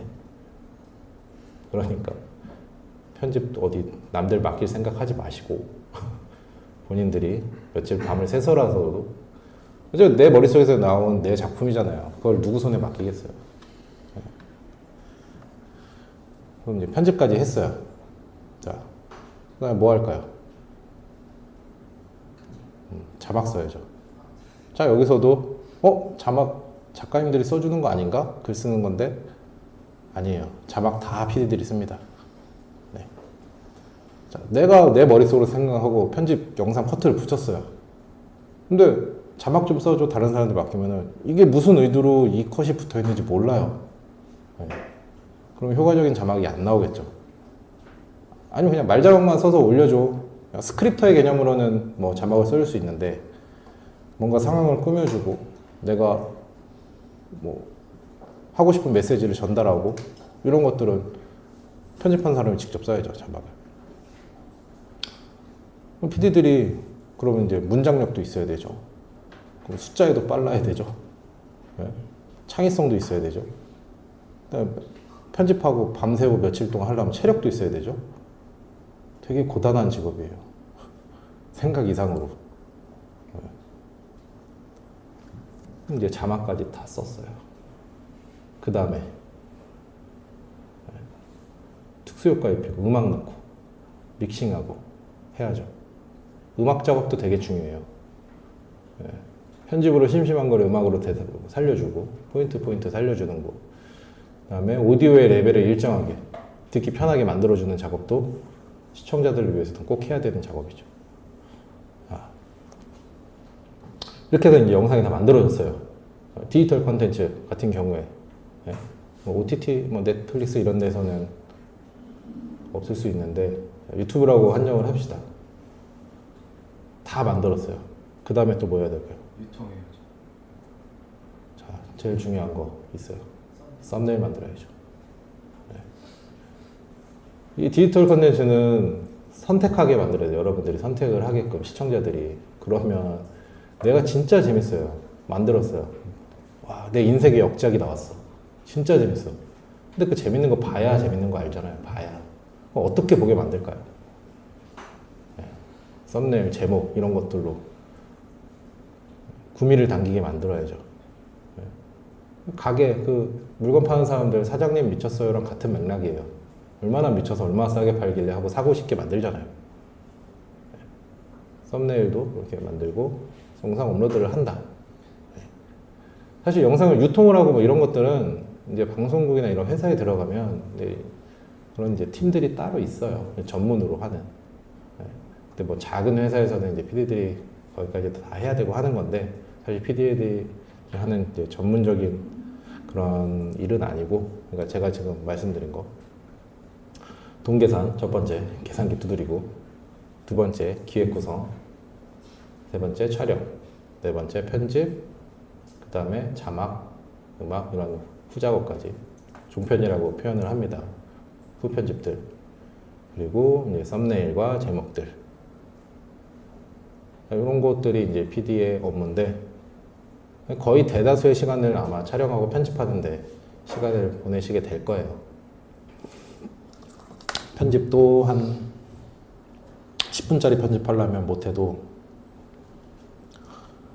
프로들의 세계에서 기준에서는 거의 한 3일 밤은 셉니다. 네. 카메라가 몇 대냐에 따라서. 방송은 요즘에는 최소 카메라 한 3, 40대는 쓰는 것 같아요. 레이어 편집기에 이제 싱크를 맞추죠. 한 40대 되는 카메라를 다 싱크를 맞춰서 올려놓고 각각의 상황들을 멀티캠을 통해서 이제 다 보고 일일이 보고 놓치는 거 없고, 그 프리뷰 하는 것만 해도 하룻밤 새고 붙이고 뭐 하고 하면은 네, 고된 과정이지만 이제 그런 과정을 통해서 작품이 나왔을 때에 대한 성취감 때문에 이제 PD를 하려고 하는 거겠죠. 그 성취감도 물론 결과가 좋아야죠. 시청률이 잘 나오고 조회수가 잘 나오고. 얼마 전에 그런 게 있었어요. 그 PD들이 모 프로그램인데 PD들이 자막을 쓰기 때문에 자막 스크롤에 PD의 이름을 올리고 뭐 그런 사태들이 한 번 있었는데, 네. 그건 잘못된 생각이라고 보고, PD의 영역에서 편집도 해야 되고 자막도 써야 되고, 그러면은 작가들은 뭐 하는 거예요? 라고 생각을 하겠죠. 작가들. 물론 이제 작가들은 대본을 쓰고 집필을 하고 하는데 드라마 작가와 예능 작가의 범주는 조금 또 다릅니다. 드라마에서는 작가들의 비중이 높아요.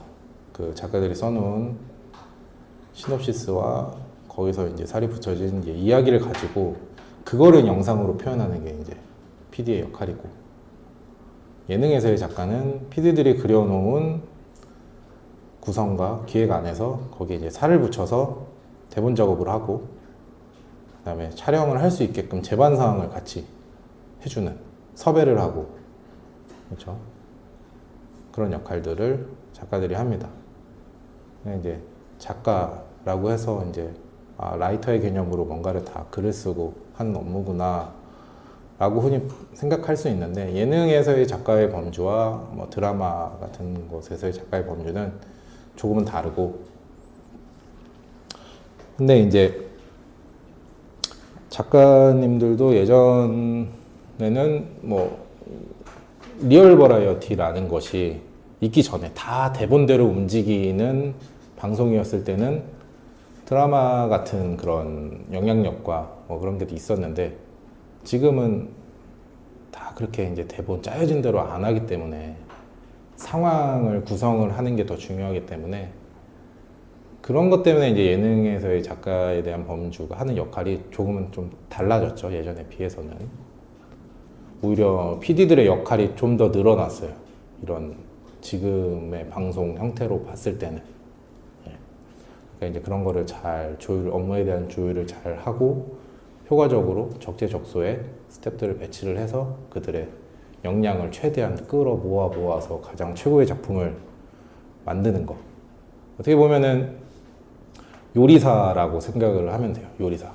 그러면 가장 좋은 축산업체, 가장 좋은 농장에서 질 좋은 2+1 소고기를 떼오고, 어디서는 유기농으로 키운 가장 가장 싱싱한 야채를 떼오고 이런 재료를 모으고 모아서 이제 그런 것들이 이제 스태프들이 하는 거고 모든 걸 한데 모았을 때 이제 편집이라는 과정이 이제 요리를 하는 작업이겠죠. 그거를 잘 요리를 해서 최고의 음식을 내놓는다라고 생각을 하시면 됩니다. 네. 자, 그리고 이제 편집할 때도 뭐 요거는 이제 심화 과정으로 들어가면은 저 말할 기회가 있으면은 해드릴 건데 편집이라는 것 자체가 썸머리의 개념은 아니에요. 예. 그러니까 1시간 동안 토크를 했으면 그거를 10분으로 요약을 하는 게 썸머리가 아니고 내가 원하는 생각해 놓은 그림대로 잘 적재적소에 배치를 하는 작업을 편집이라고 생각하시면 돼요. 예. 그러니까 재미없는 것도 재밌게 만들고 그러니까 안 좋게 얘기하면 악마의 편집이라고 될 수는 있는데 악마의 편집과 잘된 편집의 차이는 뭐냐면 악마의 편집은 내가 원하는 바를 이루기 위해서 플레이어를 정말 이상한 사람으로 만들어 보여요. 남의 불행과 나의 행복을 바꾸는 거죠. 근데 잘된 편집은 그 사람을 굳이 뭐 그렇게 구렁텅이로 몰아넣지 않더라도 근데 이야기를 각색하는 과정은 필요하기 때문에 각색을 잘 해서 사람들이 뭐 피해가 보지 않게 잘 요리를 해야겠죠. 이제 그런 게 잘된 편집이에요. 그러니까 제가 지금 시덥지 않은 농담을 했습니다. 그렇게 썰렁한 반응이 나오겠죠. 근데 이제 누군가 재밌는 질문을 했어요. 이제 막 웃었어요. 그럼 편집 과정에서는 예를 들어서 내가 주인공이에요.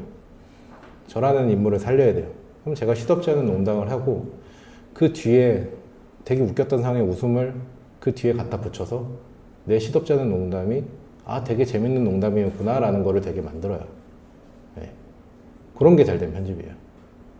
벌어진 상황을 있는 그대로 만드는 게 아니고 잘 각색을 하고 요리를 해가지고 더 이제 풍성하고 재밌게 만드는 구체적인 이야기는 뭐 다음 시간 되면은 뭐 할 수 있겠는데 하여튼 이런 과정들을 편집이라고 합니다. 그냥 썸머리만 하는 것은 편집이 아니에요. 그냥 항상 고민하고 하는 시간들이 되게 필요해요. 편집실에서 골방에서 컴퓨터 여기 편집기 뚜닥뚜닥 안 하고 그냥 머릿속으로 생각하는 시간도 상당히 있어요. 그래서 이제 밤새고 결혼도 못하고 연애할 시간도 없고 저도 40대인데 아직 결혼을 못했어요. 시간이 없어서. 하여튼 뭐 그런 게 필들의 업무니까 잘 유념해 주시고 그럼 내가 나중에 필드에 가면은 이런 일들을 하게 되는구나. 이렇게 하는구나. 어디까지가 역량이고 어디부터는 뭐 다른 전문가들 써야겠구나를 판단을 해주시면 될 것 같습니다. 그러면 지금 온라인상에서도 이제 질문이 좀 있었고 이제 여기 계신 분들한테도 제가 좀 질문을 한번 받아볼 건데 이게 지금 온라인 쪽에서 주신 질문이죠. 노빠꾸 탁재훈 채널의 데이터를 보고 결을 잡았다고 했는데 유튜브에 나오는 그래프를 보고 따로 분석하고 적절하게 컨텐츠 조회수를 높이는 방법이 있을까요? 네. 데이터대로 가면 돼요. 데이터가 나왔기 때문에. 그러니까 조회수를 높이는 거는 결국에는 이 데이터라는 것이 어떤 연령층, 어떤 카테고리를 좋아하는 사람들, 그 다음에 어느 부분에서 시청률 그래프가 떨어지지 않고 유지가 됐는지 이런 것들이 나오는 거기 때문에 잘된 쪽으로 이제 계속 파야죠. 그래프를 봤는데 노빠꾸의 예를 들게요. 뭐 다른 그냥 딱 머릿속에 여러분들이 인지하기 편하게 그냥 예쁜 여성분이 옷을 입고 왔는데 그냥 실내가 더워가지고 겉옷을 벗었어요. 뭐 야한 얘기는 아니에요. 그냥 겉옷만 벗었다는 얘기예요. 그랬는데 거기에 갑자기 시청률이 그래프가 치솟아요. 치솟는 경우는 뭐냐면 그러니까 원래는 그래프는 계속 우회항으로 떨어진다고 하잖아요. 도중에 나가는 사람들이 있는데, 근데 가끔 이게 치솟는 경우가 있어요. 돌려본다는 얘기예요. 뒤로 가기 했다가 보고, 뒤로 가기 했다가 보고. 이런 걸 좋아하네? 그러면 다음에 예쁜 여자가 나왔을 때 의상을 조금 여름에 가깝게 한번 입어볼까? 이런 판단을 할 수 있겠죠. 네. 반대로 그래프를 봤는데 이제 잘생긴 사람이 환하게 웃어요. 그 부분 이제 또 그래프가 치솟아요. 차은우가 환하게 웃습니다. 치솟아요. 그러면 그래프를 봤으니까 다음 프로그램에는 차은우를 데려다 놓고 심각한 얘기 하는 게 아니고 환하게 웃게끔 얘를 시종이가 웃겨요. 계속 웃겠죠. 네, 여성분들은 행복하겠죠, 보면서.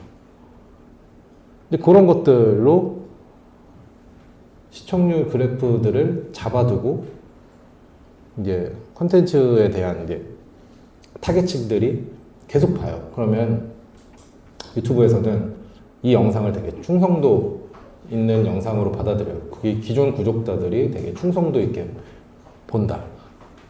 그러면 알고리즘으로 비슷한 성향이 있는 사람들한테 더 적극적으로 추천을 해주기 시작합니다. 그렇게 적극적으로 추천이 되면 노출수가 급증하고 노출수에 비례해서 노출 클릭률이 나오는 거기 때문에 좀 더 많은 사람들이 보고 조회수가 올라가겠죠. 그러니까 조회수를 무작정 높이려면 그냥 관심 없는 사람들한테 어그로를 끌어가지고 드리는 것보다는 그래프를 분석을 하고 내 구독자, 그 다음에 내 시청자들을 주로 보는 사람들, 구독을 안 해더라도 주로 보는 사람들에 대한 데이터는 잡혀요. 그런 것들을 충실하게 분석을 해서 오히려 그 내실을 탄탄하게 다지는 게 알고리즘으로 추천이 되는데 더 효과적이다. 그리고 알고리즘으로 더 추천이 됐을 때 조회수는 당연히 따라온다. 네, 이렇게 한번 말씀드려보고, 자, 두 번째, 웹 예능을 기획할 때 시청자층 말고도 고려해야 될 디테일적인 부분들이 있을지 더욱 자세히 설명해 주시면 감사하겠습니다. 더욱 자세히 들으려면 저기 한번 찾아와야 되는데. 그죠? 이제 시청자층은 그냥 크게 조금 더 큰 범주를 얘기한 거고, 그 키워드라는 게 있어요. 키워드. 그러니까 시청자층 그 다음에 안에 키워드. 그러니까 뭐 이를테면 노빠꽃 탁재훈 같은 경우에는 토크, 그죠?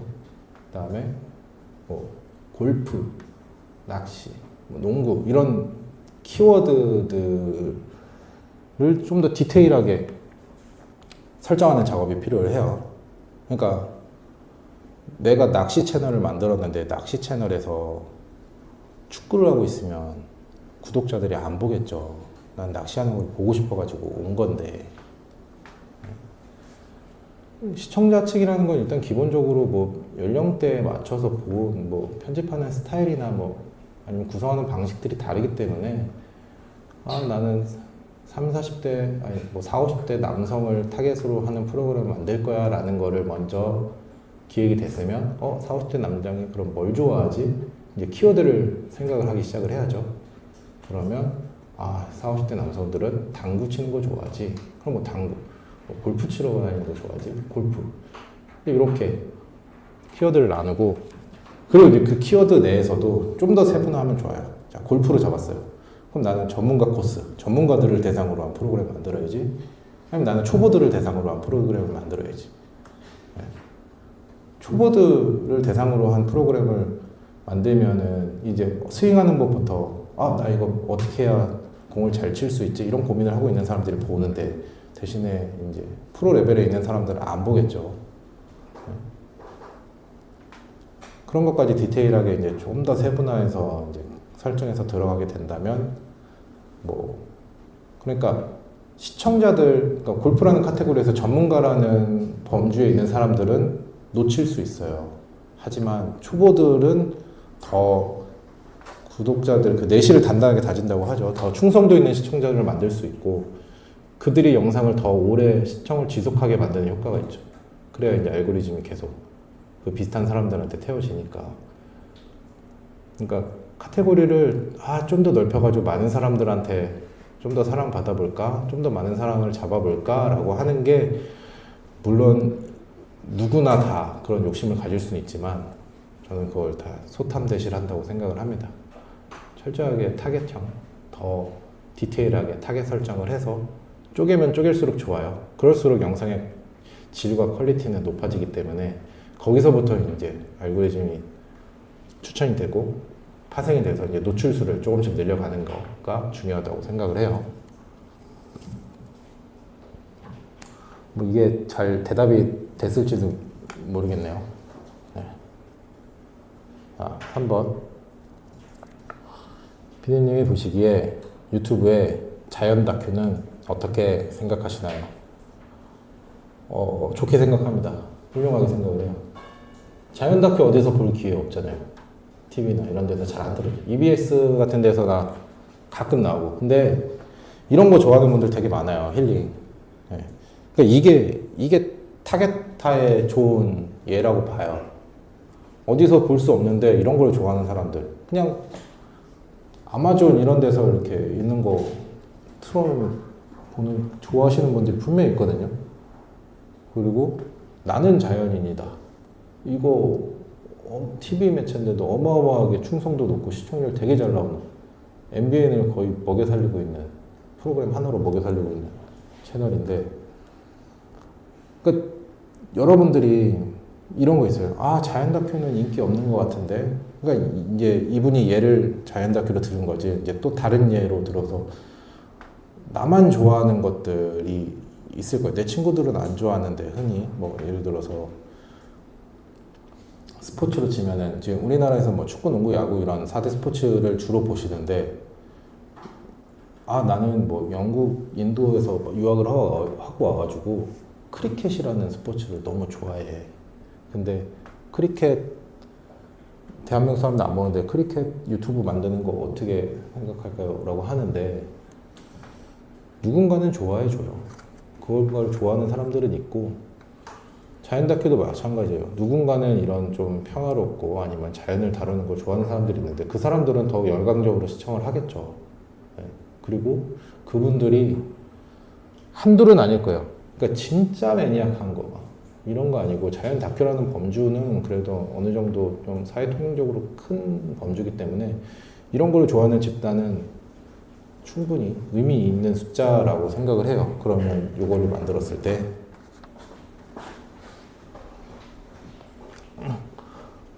이제 자연 다큐 좋아하는 사람들이 볼 거 없었는데 잘 됐다 하면서 이제 충성도 있게 시청을 하기 시작을 하겠죠. 이렇게 좀 디테일한 키워드들을 저는 굉장히 좋다고 생각을 합니다. 네. 이분 자연 다큐 도전하세요. 네, 추천합니다. 자, 4번. 영상 관련 학과에 재학 중인 학생입니다. 현재 넷플릭스, 유튜브 지속파에 따라 편집 스타일이 다른데 유튜브 플랫폼을 메인으로 잡다가 다른 넷플릭스 넘어갈 수 있는 스펙이 될까요? 현재 플랫폼도 유튜브 채널과 연동하여 일을 받는데 하는데 어떤 플랫폼을 메인으로, 그래서 아까 제가 다 말씀드린 거예요. 구성. 각 프로그램마다 특징을 이해를 하고 거기에 맞춰서 해야 된다. 네. 유튜브를 메인으로 하다가 근데 지금 현재 구조에서는 넷플릭스나 지상파로 넘어갈 때는 유튜브를 했으니까 경력직으로 이렇게 TV 예능을 맡기거나 하는 구조는 아니에요. 방송국에 입사를 하는 데 있어서 아직까지는 방송국에 대한 좀 더 그게 뭐 상위 포식자라고 해야 되나요? 방송을 했던 사람들이 유튜브로 내려오고, 그러니까 유튜브를 하이 컨텐츠라고 생각하는 경향이 아직까지는 그러니까 기업 구조가 그렇게 돼 있어서, 시청의 구조는 아니고 기업 구조가 그렇게 돼 있어서 방송을 하는 사람들이 유튜브로 넘어오기는 쉽지만 유튜브만 하는 사람이 방송으로 넘어가기에는 제약이 있는 건 사실이에요. 그러니까 OTT도 넷플릭스도 다 지금 좀 방송국에서 기준으로 파생돼서 이제 나와서 만들고 있기 때문에, 근데 시대는 바뀌기 때문에 얼마든지 이런 기조는, 기업에 대한 기조는 변할 수 있다. 그러니까 유튜브에서 초대박 작품들을 계속 만들고 이게 유튜브 자체도 점점 기업화되고 프로화돼가지고 방송의 퀄리티에 못지않는 작품들이 이제 나오기 시작을 해요. 그런 것들을 계속 메인으로 연출을 했으면 당연히 이제 기업의 구조는 바뀌겠죠. 네. 미래에는 가능한 일이라고 보는데 지금 현재는 기업 구조상 사실 이렇게 이제 거꾸로 거슬러 올라가는 구조상 거꾸로인데 좀 어렵긴 해요. 그래서 방송국에 입사하고 싶은 사람들이 사실은 이런 생각도 좀 기존에는 깔려 있다고 저는 봐요. 방송에서 시작을 해서 좀 이쪽으로 넓혀가는 거. 그러니까 유튜브를 기본으로 하고 있으면 열심히 하시면 돼요. 열심히 하다가 한 10년 뒤에는 구조가 바뀔 거기 때문에 어차피 메인 데프까지 시간 걸리고 미래에는 가능한 스펙이 될 거다. 현재는 아직까지는 아니지만 세상 지금 구조는 변화하고 있으니까 희망을 가지셔도 된다. 그리고 프리프로덕션과 연동한 건데 어떤 플랫폼을 메인으로 잡는 게 영상적으로 더 배울 수 있을까요? 각각의 특성이 있기 때문에 영상적으로 더 배운다기보다는 각각의 전문가가 되는 거죠. 플랫폼에 따라서. 그러니까 이 플랫폼을 넷플릭스를 한다고 유튜브보다 더 전문가는 아니고 유튜브를 한다고 뭐 어디보다 더 전문가는 아니고 각각의 그러니까 축구 선수를 한다고 야구 선수보다 운동에 대한 더 전문가라고 말할 수는 없잖아요. 각각의 특성이 있는 거니까. 뭐 그렇게 이해를 하시는 게 좋을 것 같네요. 네. 자, 5번. 특정 계층이나 집단에서 유사 도덕적 잣대를 들이면서 채널의 계몽을 할 때 어떻게 조치를 하는 게 좋을까요? 시청층의 비율을 보고 기호에 맞춰서 대응하면 좋을까요? 특정 계층이 아니라 다양한 논란이 전염이 되면 어떻게 해야 될까요? 결국 굉장히 중요한 질문을 했어요. 네. 얼마 전에 노포구 탁지원이 비슷한 예로 한번 논란이 됐어요. 크게. 여성단체에서 여성 아이돌한테 성적인 발언을 했다. 이게 가능한 이야기냐, 되냐. 근데 이 채널은 사실은 남성을 타겟으로 만들었기 때문에 이 정도의 성적 코드는 1회부터 늘 있어 왔어요. 근데 2년이 지난 지금에서야 갑자기 왜 이런 얘기를 하냐 하는 건데, 그러니까 타겟이 아니었던 사람들은 관심이 없어서 안 보고 있다가 어떻게 봤는데, 불편하네? 이렇게 느껴질 수 있는 거죠. 그러면서 이제 계몽을 요구를 하는데 실제로 저한테 되게 그런 남성 우월적인 연출가다라는 뭐 프레임이 씌우는 데도 있었고, 근데 저는 반대로 여성이 주 시청자인 채널도 운영을 하고 있고, 그죠? 각각의 특성에 맞게끔 그냥 그거를 제작을 하는 건데, 그러니까 유사 도덕적 잣대를 들으면서 채널을 계몽을 요구할 때 어떤 조치를 하는 게 좋을까요? 라고 하면은 그냥 그분들은 그냥 달래주는 게 맞는 것 같아요. 사실 정답이 있는 문제는 아니거든요. 이게. 그러니까 어린이 프로가 어린이보라고 만드는 거지 어른보라고 만든 프로가 아닌데 거기에 어른 MC가 나와서 어린이 여러분 많이 아팠죠요? 막 이런 걸 하면 이런 유사 도덕적 잣대라고 하면 그럼 그분들은 유아태행입니까? MC들이 그렇게 행동을 한다고 유아태행이라고 몰아갈 수 있어요? 아니잖아요. 그냥 타겟에 맞게끔 행동을 하고 어떤 타겟층에 맞춰서 무엇을 좋아하는지 보여줘야 되는 것 뿐인데, 그러니까 디지털 컨텐츠가 갖고 있는 영원한 숙제라고 봐요. 타겟층이 아닌 사람들이 봤을 때는 불편할 수 있고, 근데 그래서 안 보면 되는 거거든요. 보고 싶은 사람만 보게끔 만든 구조인데, 그럼 안 보면 되는 사람들이 와서 이제 이렇게 이제 계몽을 요구하는 경우들은 그럼에도 불구하고 앞으로 계속 일어날 거예요. 그러면 잘 달래줘야죠. 저도 그래서 노바고 탁지원이라는 채널에 사과문 올렸어요, 사실. 근데 구독자들은 반발하죠. 왜, 우리가 뭘 잘못했냐, 왜 사과를 해야 되느냐. 근데 이제 PD로서는 어떤 판단을 해야 되냐면은 출연자들이 욕을 먹기 때문에, 먹는 상황이 있기 때문에 그들을 보호하고 지켜야 될 의무는 있어요. 왜냐면 그들이 제가 만들어 놓은 세상 안에서 플레이를 하는 거기 때문에. 그러니까 그런 어느 정도 도덕적인 책임은 져야 되는데, 근데 이런 것들이 다양한 계층으로 논란이 전염되면 어떻게 될까요? 이거는 이제 영원한 숙제입니다. 지금 대한민국 사회는 너무 좀 계층 간의 혐오주의가 좀 물들어 있어가지고 안타깝게 보는데 이런 젠더 간의 갈등, 뭐 계층 간의 갈등, 예. 아니면 뭐 이념 간의 갈등 이런 것들이 있기 때문에 좀 이런 편협한 시각보다는 상대를 좀 이해하는 시각으로 넓혀서 봐야 될 필요는 있지 않나라고 생각은 하지만 그럼에도 불구하고 결국 분란과 논란이 돼서 좋을 건 없기 때문에 그럼 이제 잘 그냥 한두 발짝 후퇴해서 잘 달래주는 게 그러니까 유연함이 필요해요. 연출가를 하기 위해서는 상황에 맞춰가지고 좀 유연한 대처를 하는 게 필요하다고 봅니다. 자, 틱톡이나 인스타 같은 타 플랫폼이 부상할까요? 아니면 유튜브가 계속해서 독주할까요? 자, 솔직히 말씀드리면 모르겠어요. 자, 틱톡이 부상할 것 같았으면 제가 지금 틱톡 제작하고 있겠죠. 네. 미래는 어떻게 될지 모르는 거니까. 근데 단 유튜브가 쉽게 패권을 놓지는 않을 거예요. 지금 디지털 컨텐츠에서 넷플릭스나 티빙 같은 OTT 채널들이 유튜브와 막 비슷하게 약간의 영향력을 끼치면서 이제 많은 시청자들을 확보를 하고 있는데 유튜브에서 뭘 시작했냐면은 멤버십 서비스를 시작했죠. 네. 그 채널 안에서도 구독료를 받고 구독한 사람들한테만 양질의 컨텐츠를 제공을 하는데 이게 어떻게 보면 넷플릭스 지금 OTT 구조랑 똑같아요. 돈 내고 넷플릭스에 들어가가지고 양질의 컨텐츠 보잖아요. 만약 가설인데 유튜브가 구글이니까 돈이 많겠죠. 넷플릭스를 인수를 했어요. 넷플릭스가 하나의 채널이 되는 거고 넷플릭스에서 받던 구독료를 똑같이 멤버십으로 받아요. 자, 구조상으로 뭐가 다르죠? 지금 OTT와 똑같죠. 유튜브가 패권을 장악을 해서 그런 OTT 업체들을 인수를 해가지고 채널화 시켜버린다면 그리고 멤버십을 그대로 유지를 해서 똑같은 이제 수익의 구조는 계속 남겨둔다면 저는 실제로도 가능한 이야기라고 봅니다. 왓챠가 지금 매물로 나왔어요, 시장에. 예. 넷플릭스에 디즈니에 밀려가지고. 근데 얼마에 나온 것 같으세요? 큰 기업이잖아요, 세계적으로도. 예. 지금 시장가 650억에 나왔습니다.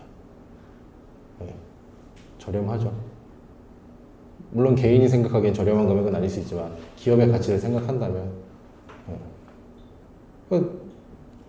유튜브에서 650억 그냥 해가지고 왓챠 사서 채널로 만들고 구독료 받고 거기서 이제 왓챠에서 만드는 컨텐츠들 제작해서 유튜브로 업로드 시키고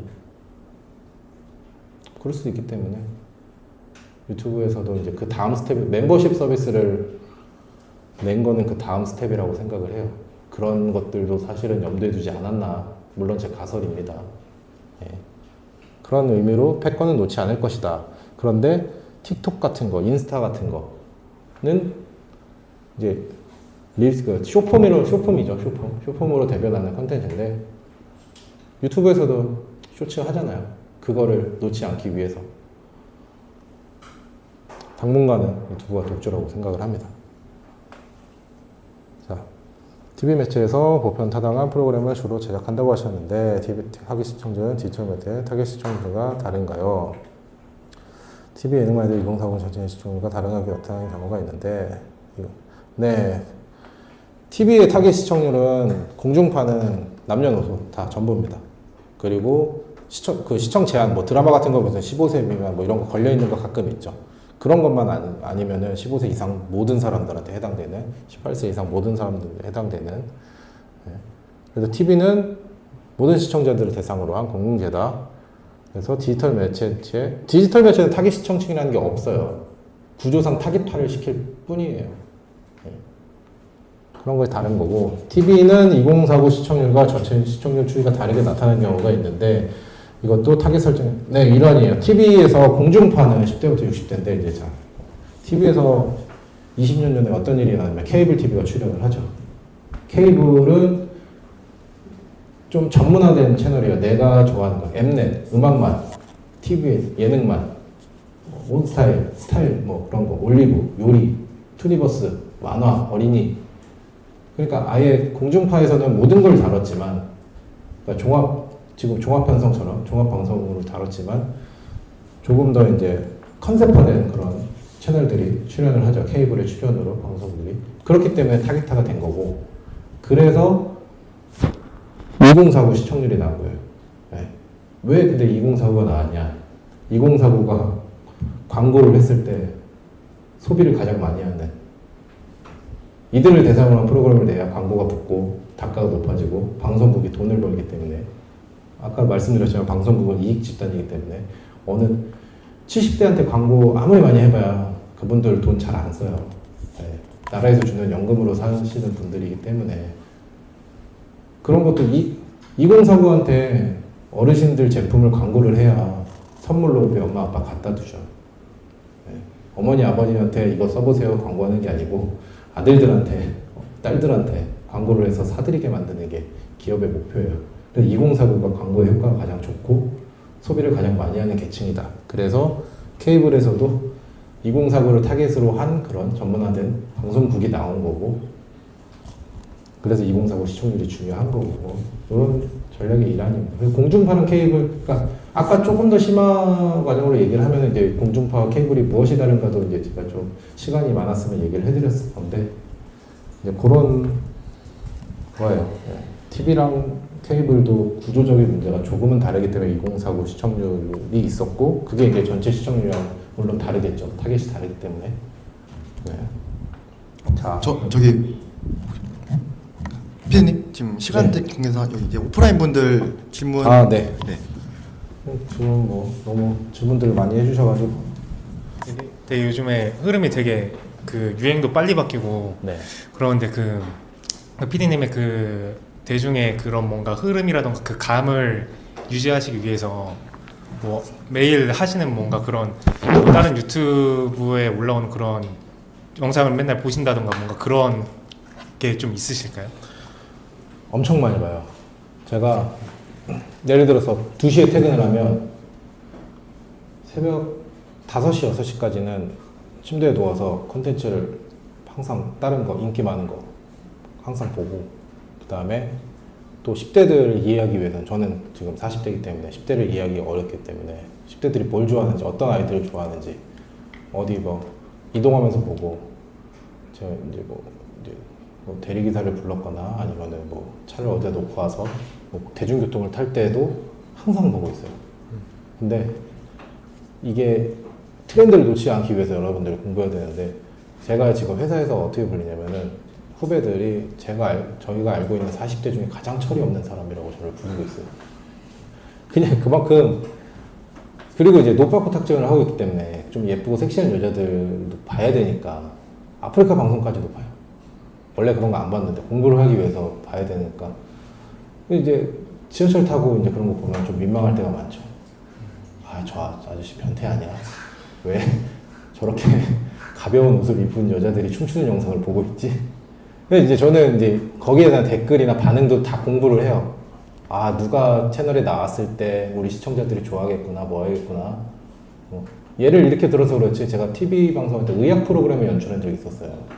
저는 뭐 의대나 뭐 이런 공부를 잘하진 않았는데 의학 프로그램을 연출하기 위해서 원서로 공부를 했습니다. 왜 의학 서적은 왜 다 원서밖에 없는지 그때 진짜 너무 짜증이 났는데 두꺼운 원서 같은 거 보면서 공부하고 제가 탑기어 코리아라는 프로그램 연출했을 때 면허가 없었거든요. 거의 레이서 수준으로 면허를 따고 차에 대해 공부를 하고 뭐를 하고 공부는 엄청 많이 해야 돼요. PD들은 그러니까 다른 전문적인 분야는 자기 일만 하면 되는데 PD들은 여러 가지 세상을 보여줘야 되잖아요. 그러니까 내가 보여주기 위한 세상은 준 전문가 수준은 돼야 시청자들한테 쉽게 풀어서 할 수 있단 말이에요. 그러니까 나는 음악 프로야. 그래서 음악의 전문적인 PD가 될 거야라고 해서 음악만 할 거야. 하면 되는데 그럼 이제 본인의 한계가 설정이 되는 거잖아요. 이런 것도 만들고 싶고 이런 것도 만들고 싶고 했을 텐데. 그러니까 항상 내가 하려는 거를 공부를 늘 해야 되고 늘 트렌드를 잃지 않기 위해서 항상 해야 된다. 네. 또 지금 아까 숨 드셔가지고 먼저. 피디님께서 연출을 하고 계시는 그 노빠꾸 탁재훈을 재밌게 봤는데 이제 기사나 그런 걸 통해서 탁재훈의 그런 공격적인 그런 애드립이나 언행들을 좀 방송화시키기 위해서 노빠꾸라는 그 타이틀을 사용하셨다고 들었거든요. 근데 이제 방송 내적으로 그거 외에도 뭔가 이것을 대중들에게 보여지기 위해 좀 더 사용한 장치들이 뭐가 있을지 좀 궁금했습니다. 노빠꾸라는 세계관을 시청자들이 이해시키기 위해서 뭐 쓴 장치라고 제가 받아들이면 되죠. 자, 이게 노빠꾸 보면은 좀 무례한 언행들이 많이 나와요. 근데 물론 출연자들끼리 다 사전에 합의되고 게스트랑 MC랑 합의가 되고 그다음에 녹화 후에도 이런 멘트 언제 다 합의가 돼서 방송에 나가는 거라 사실은 저희들은 문제가 없는데 받아들이는 시청자는 그게 아니잖아요. 모르니까. 그러니까 SNL 같은 경우에도 이게 짜여진 꽁트라는 걸 알기 때문에 SNL 나오는 MC들을 성희롱으로 고소하지 않는 것처럼 근데 이제 이거는 리얼한 토크쇼라고 생각하니까 사람들이 걱정을 하는데 그러기 위해서는 이제 프레임이 되게 중요했어요. 노빠꾸. 그러니까 취조를 하고 이 사람을 몰아붙이고 무례하게 얘기를 해도 사람들이 아 이런 프로그램이구나 라고 받아들이는 장치를 초반에 주는 게 되게 중요했어요. 그래서 제가 무슨 생각을 했냐면 1회 게스트로 나는 솔로의 사기 영철이라고 그 명현만한테 그 스파링 했다가 맞았던 그 아저씨 있잖아요. 그 당시에 국민 빌런으로 되게 유명했기 때문에 전 국민이 막 아씨 이상한 사람이야 라고 그분을 욕하기 시작하는데 근데 물론 그분도 방송 내 컨셉과 뭐 그런 것들이 있어서 오늘 방송으로 보여주는 모습과 실제 모습은 다르긴 한데 그러니까 그런 국민 빌런을 욕바지를 프로그램을 앉혀가지고 막 진짜 경찰 취조하듯이 무례하게 얘기를 해도 사람들은 받아들이는 시대상이었거든요. 근데 그 당시에 그러니까 게스트 불러가지고 왜 이렇게 험하게 질문해 너무한 거 아니야 라고 한 사람 아무도 없었고 아 이런 프로그램이구나 라고 프레임을 씌울 수 있게끔 이제 게스트 플레이를 그렇게 했고 또 그 다음 게스트로 이제 물론 되게 착하지만 이제 장문복이라고 막 좀 한때 밈으로서 막 힙통령 이래가지고 전 국민적인 놀림을 받았던 친구를 물론 다 사전에 합의가 된 상태로 우리가 이런 식으로 대본이 나올 거고 놓을 건데 괜찮아 우리 컨셉이 이런 거니까 라고 다 양해를 받고 녹화를 진행하고 그런 것들을 놀렸을 때 시청자들이 이제 아 이런 거는 이런 프로그램보다 이제 받아들이게끔 하는 그런 장치들을 넣어가지고 그 다음에 이제 그런 게 없는 전 국민적으로 사랑받는 사람이 앉았어도 그렇게 했을 때도 이제 아 이런 프로그램이구나 재밌다 독하다. 그러니까 라디오스타 초창기에도 약간 그런 프레임이 좀 있었거든요. 그러니까 그런 작업들을 좀 함으로써 시청자들한테 약간 이해를 시켰던 것 같아요. 네.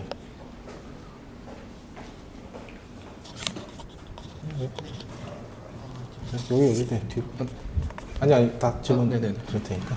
저는 질문이 두 개인데요. 네.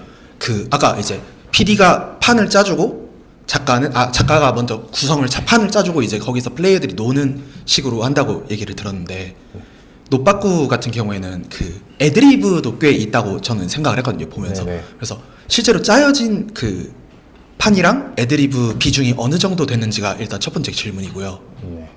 두 번째는 그 지금 노빠꾸를 필두로 이제 진행자가 게스트를 불러가지고 대화하는 형태의 예능이 지금 웹예능 주류라는 얘기가 있고 네. 그래서 약간 조금 이제 그런 게 너무 많아지니까 이제 서로 개성이 없다 약간 이런 평가도 저는 있다고 생각을 하거든요. 네. 그래서 거기에 대해서는 개인적으로 어떻게 생각하시는지 여쭤보고 싶습니다. 자, 첫 번째 지표는 빠르게 말씀드리면 대본과 애드립의 비율은 8대2 대본이 8, 애드립이 2 그러니까 질문지를 탁재훈 형사가 해야 되는 질문을 대본으로 다 나오고 그리고 그 질문도 사전에 게스트 사전 인터뷰를 다 해요. 네, 그래서 어떤 대답이 나올지 그리고 이제 이거 들고 있는 거 보면 이거 취조한다고 들고 있는데 사실 그 대본이에요. 취조니까 대놓고 봐도 뭐 할 수 있는. 거기에 이제 예상 질문이랑 그 질문이랑 예상 답변이 다 나열이 돼 있고 그걸 알기 때문에 맞춰서 이제 거기에 결에 맞게 애드립이 나오는 거예요. 아, 이 사람이 어떤 결로 대답을 하겠구나가 인지를 하고 있으니까 거기에 맞춰서 질문도 살짝 애드립적으로 변화를 하고 뭐를 하고 이제 그거는 이제 MC의 능력인 거고 이제 그런 쪽으로는 타의 추종을 불허하는 인물이기 때문에 이런 프로그램의 MC로 이런 형사라는 이제 딱 역할을 줘가지고 맡긴 거였고 그 다음에 이제 지금 이제 이런 식의 토크쇼가 너무 많은 거 아니냐라고 하는데 제 입장에서는 좋은 현상이에요. 제가 만든 프레임과 포맷으로 많은 사람들이 따라하기 시작했으니까 연출가로서는 좋죠. 아, 내가 지금 유튜브 예능 세상을 이끌고 있구나. 사람들이 다 따라하는구나. 그럼 이제 저는 그 다음 스텝으로 그럼 이제 다음에 사람들이 뭘 따라하게 만들지를 이제 고민을 해야 되는 거고. 그리고 처음에 이제 이렇게 하고 사람들이 따라하는 데는 효율이 좋아요, 사실. 네. 유튜브라는 게 10분, 20분 나가는데 하루 종일 방송처럼 찍어가지고 이게 너무 소모가 심하니까 노빠꾸는 1시간, 길어야 1시간 반 딱 찍어요. 그래가지고 한 10분, 20분 나오는 거기 때문에 효율이 좋죠. 같이 하는 MC들도 그렇고. 그 앉은 자리에서 3편, 4편 그냥 하루에 다 찍을 수 있으니까. 네. 그리고 하루에 촬영을 몰아서 하고 남은 시간 동안 대본 작업이나 편집 작업을 좀 더 몰두할 수 있는 시간을 벌기 위해서 이렇게 하는 거고, 이런 장점을 알기 때문에 이제 다 따라하기 시작을 했고, 근데 이게 이제 식상해졌으니까 좀 다른 변화가 있어야죠. 네, 안녕하세요. PD를 지망하고 있는 학생인데요. 저는 노빠꾸 탁재훈이 뭔가 탁재훈의 좀 직설적이지만 유쾌한 언어를 가진 그런 개인 특성을 잘 브랜딩했다고 생각을 하던데요. 그런 뭐 김예원의 솔로 탈출이나 그런 PD님만의 좀 캐릭터를 채널과 기획에 잘 브랜딩 할 때 어떤 PD님만의 방향성이나 어떤 철학이 계신지 여쭙고 싶습니다. 인물에 대한 파악이 되게 중요해요. 어떤 옷을 입힐지. 그러니까 그런 거 있잖아요. 여러분, 내가 쿨톤이야, 웜톤이야 맞춰가지고 화장법이 있고, 내가 뭐 신체가 뭐 허리가 길고 뭐 기느냐에 따라서 맞는 옷 스타일이 있고, 머리 스타일도 하관이 어떻게 되고 이런 거에 맞춰서 이제 있는 것처럼 출연자들이 어떤 성향을 갖고 있는지 되게 중요하거든요. 그러니까 예원이 같은 경우에는 이제 저희가 남성형 채널이기 때문에 남자들이 어떤 여자를 좋아할까라는 판단을 했는데, 예쁜 거 일단 좋아하겠죠. 근데 내 말에 리액션을 잘해주고 반응이 되게 큰, 놀려먹기 좋은 여자들 되게 좋아해요, 남자들은. 그 옛날에 고무줄 좋아하는 여자들 그 고무줄 끊고 막 공기하고 있으면 뺏어가 집어 던지고 오는 게 다 그런 맥락이거든요. 안 좋아하는 사람들한테 그런 장난도 안 쳐요. 그런 장난을 쳤을 때 그런 로망 있잖아요. 고무줄 하고 있는 내가 좋아하는 여자 고무줄을 끊었어. 그럼 막 왜 그래 하면서 막 하는데 알았어 하고 이제 남자가 가면은 왜 그래 하면서 같이 가 하면서 따라오는 여자들 줄줄 따라오는 거가 다 어렸을 때 로망으로 있었을 거예요. 남자분들 그런 걸 좋아하기 때문에. 근데 그거에 딱 맞는 사람이 예원이다.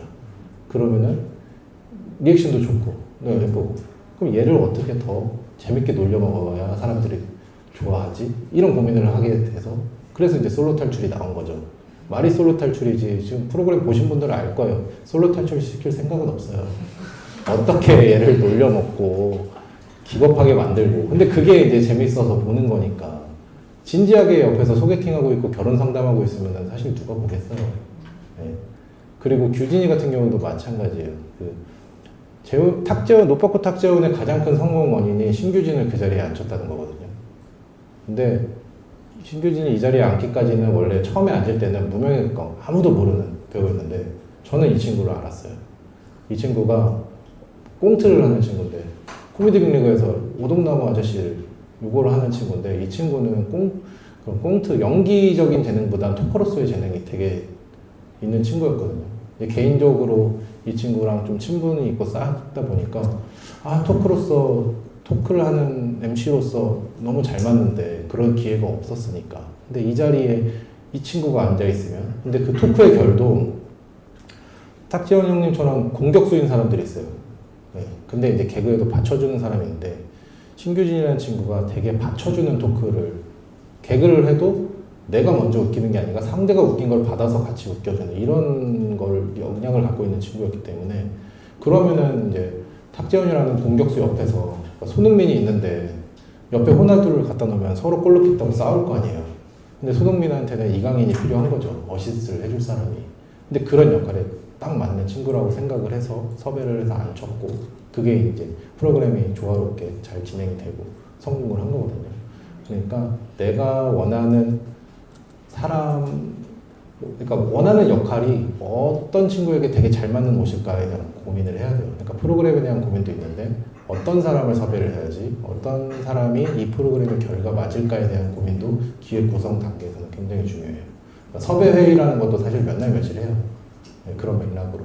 그럼 혹시 섭외를 먼저 하시고 그거에 맞춰서 캐릭터에 맞춰서 이렇게 기획을 하시는지, 아니면 기획을 하시고 그 기획에 맞춰서 섭외를 하시는지 조금 궁금하고. 자, 두 가지 방향 다 열려 있어요. 기획을 해놓고 거기에 맞는 사람을 맞추는 게 있고 인물 자체가 너무 매력적이에요. 이 사람이 뭘 해도 될 것 같아요. 그럼 이 사람을 두고 어울리는 옷을 입히는 거예요. 그러니까 김예원의 솔로 탈출이라는 경우가 예원이라는 사람을 두고 그 친구한테 잘 맞는 옷을 입혀서 프로그램이 런칭한 경우, 그러니까 노빠꾸 탁재훈 같은 경우가 탁재훈이라는 인물이 입는데도 불구하고 이 역할에 누가 제일 잘 맞을까라고 생각을 해서 신규진을 집어넣은 경우, 그러니까 두 가지의 경우는 다 열려 있고 뭐 이제 어떤 게 더 좋은 방법이라고 생각하는지에 따라서 이제 PD들은 선택을 하면 됩니다. 네, 감사합니다. 아까 또 일단 먼저 다른 영상들을 많이 참고하신다고 했는데 아무래도 PD로서는 트렌드를 이끌기도 하면서 따라가는 사람이기도 하잖아요. 네. 그러실 때 다른 영상들을 볼 때 어떤 점들을 염두에 두고 그 촬영에서 그 영상에서 인사이트를 얻는지랑 어쨌든 그 방송에는 시간이라는 게 있잖아요. TV 같은 경우에는 보통 이제 뭐 드라마 같은 경우는 1시간, 1시간 반 이내로 끊는데 뭐 1시간 반 정도 촬영을 하시면서 편집을 하실 때 뭐 몇 분 정도의 영상으로 뽑겠다라고 생각을 하시는지 아니면은 편집을 하시면서 시간이 결정되는지 좀 궁금합니다. 자, 뒤에 거부터 말씀드리면 디지털 컨텐츠의 장점은 정해진 러닝타임이 없다는 거죠. 네. 그러니까 1시간을 녹화를 했는데 10분이라는 게 정해져 있으면 재밌는 것만 모았더니 5분밖에 안 돼. 그러면 이제 5분 동안 재미없는 걸 그 다음 재밌는 걸 어떻게든 끼워 넣어야 되고, 아니면 재밌는 게 20분이 넘쳐. 그럼 아깝지만 뭐 버려야 되는 게 있는 건데, 디지털 컨텐츠는 장점은 그런 게 없기 때문에 그냥 있는 촬영 안에서 가장 재밌고 효율적인 것들만 모아서 시간의 제약을 받지 않는다는 거. 그래서 편집할 때 그런 거 시간을 제약을 받지는 않아요. 단 처음에 노빠꾸 할 때는 의도적으로 8분에 맞췄던 게 있어요. 왜 그러냐면 8분부터 중간 광고부터요. 그러니까 수익을 좀 더 낼 수 있게. 그래서 6분짜리 방송도 일부러 8분에 맞췄던 건 있고, 그리고 초반에 프로그램을 런칭할 때 많은 사람들이 시청을 이탈하지 않기 위해서는 무작정 긴 것보다는 사람들이 집중할 수 있는, 딱 핸드폰에서 놓고 이거를 딴짓 안 하고 집중할 수 있는 시간이 뭐 짧은 사람들은 5분, 긴 분들은 한 12, 13분 정도 된다고 하더라고요. 그래서 그 안에 의도적으로 맞춘 건 있었어요. 근데 그걸 맞춰놓고 이제 많은 사랑을 받고 이제 여러 뭐 노출되고 구독자 점점 늘고 하면서 거기에 맞춰서 이제 길이도 이제 점점 늘렸던 거고. 그러니까 그런 전략으로 초반에는 시작을 했고, 그 뒤에는 뭐 시간에 대한 구애는 받지 않는다. 그리고 이제 다른 프로그램 보면서 어떻게 인사이트를 얻느냐는, 이제 제가 뭐 저도 부족한 게 있기 때문에 이 프로그램에서는 어떻게 제가 부족한 부분들을 살렸는지, 아니면 어떻게 다른 사람들을 붙잡았는지, 이런 것들은 당연히 공부를 하죠. 뭐 대표적으로 뭐 전과자 같은 경우에 이렇게 사람들, 그러니까 저는 전과자가 대학교 리뷰하는 프로그램 해서 이게 이제 대학생들 20대를 대상으로 한 프로그램이 나오겠구나라고 막연히 생각을 했는데, 거기에 대한 데이터나 이런 걸 어떻게 이제 받아보고 알게 봤더니 10대들이 많이 보더라고요. 그러니까 이거요. 나는 이 대학 가고 싶은데 내가 하고 싶은 이상형을 먼저 보여주는 프로그램이구나. 그러니까 나는 지금 뭐 20대라고 하면 20대들이 뭘 좋아하지 이런 거를 생각을 했었는데, 그게 아니고 그거를 동경하는 사람들을 위한 프로그램을 만들어서 제작을 할 수도 있구나, 뭐 이런 인사이트도 얻기도 하고. 네. 그렇습니다. 네, 마지막 한 분만 더 받고 종료하겠습니다. 네. 아니면 이거 네네 맞아. 안녕하세요. 저는 지금 조그만 유튜브 토크쇼 제작에 참여하고 있는데 뭐 많은 프로그램들 맡고 계시지만 지금 노빠꾸 탁재훈에서는 그 메인 카메라나 카메라 그 세팅 규모 같은 것들을 좀 여쭤보고 싶어서. 네. 저희는 약간 기업화돼서 움직이는 거기 때문에 사실은 카메라 대수는 조금 많아요. 그래서 기본적으로 3명이 앉아있는 구조에는 원샷 하나씩 3대, 풀샷 하나 4대, 그리고 각각의 인물에 대한 표정이나 뭐 좀 이런 거를 리베로로 잡아줄 수 있는 게 게스트와 MC 2대 해서 기본 6대도 움직이고, 3명인 경우, 이제 4명인 경우에는 카메라가 한 대 더 늘어나고, 그러니까 인물당 한 대, 풀샷 하나, 그리고 내가 필요한 앵글들을 잡아내는 리베로 카메라들 추가, 뭐 이렇게 운영이 되고 있습니다. 근데 굳이 뭐 그렇게 안 해도 돼요. 줄여도 되고. 네. 사실 카메라 대수가 그렇게 중요한 건 아니에요. 기종이요? 예원이는 좀 예쁘게 찍어야 되니까 미러리스 카메라로 찍고요, 주로. 노빠꾸 탁재훈은 그냥 이야기를 담는 게 중요하니까 그냥 제투으로 상황을 담는. 그러니까 프로그램 성향별로 상황을 담는 게 중요하냐, 인물을 부각시켜주는 게 중요하냐, 아니면 뭐 행동을 역동적으로 보여주는 게 중요하냐, 이런 거에 따라서 그 각각의 장점에 맞는 카메라들 설정해서 쓰고 있습니다. 오늘 긴 강의 들어주시느라고 고생 많으셨어요. 감사합니다.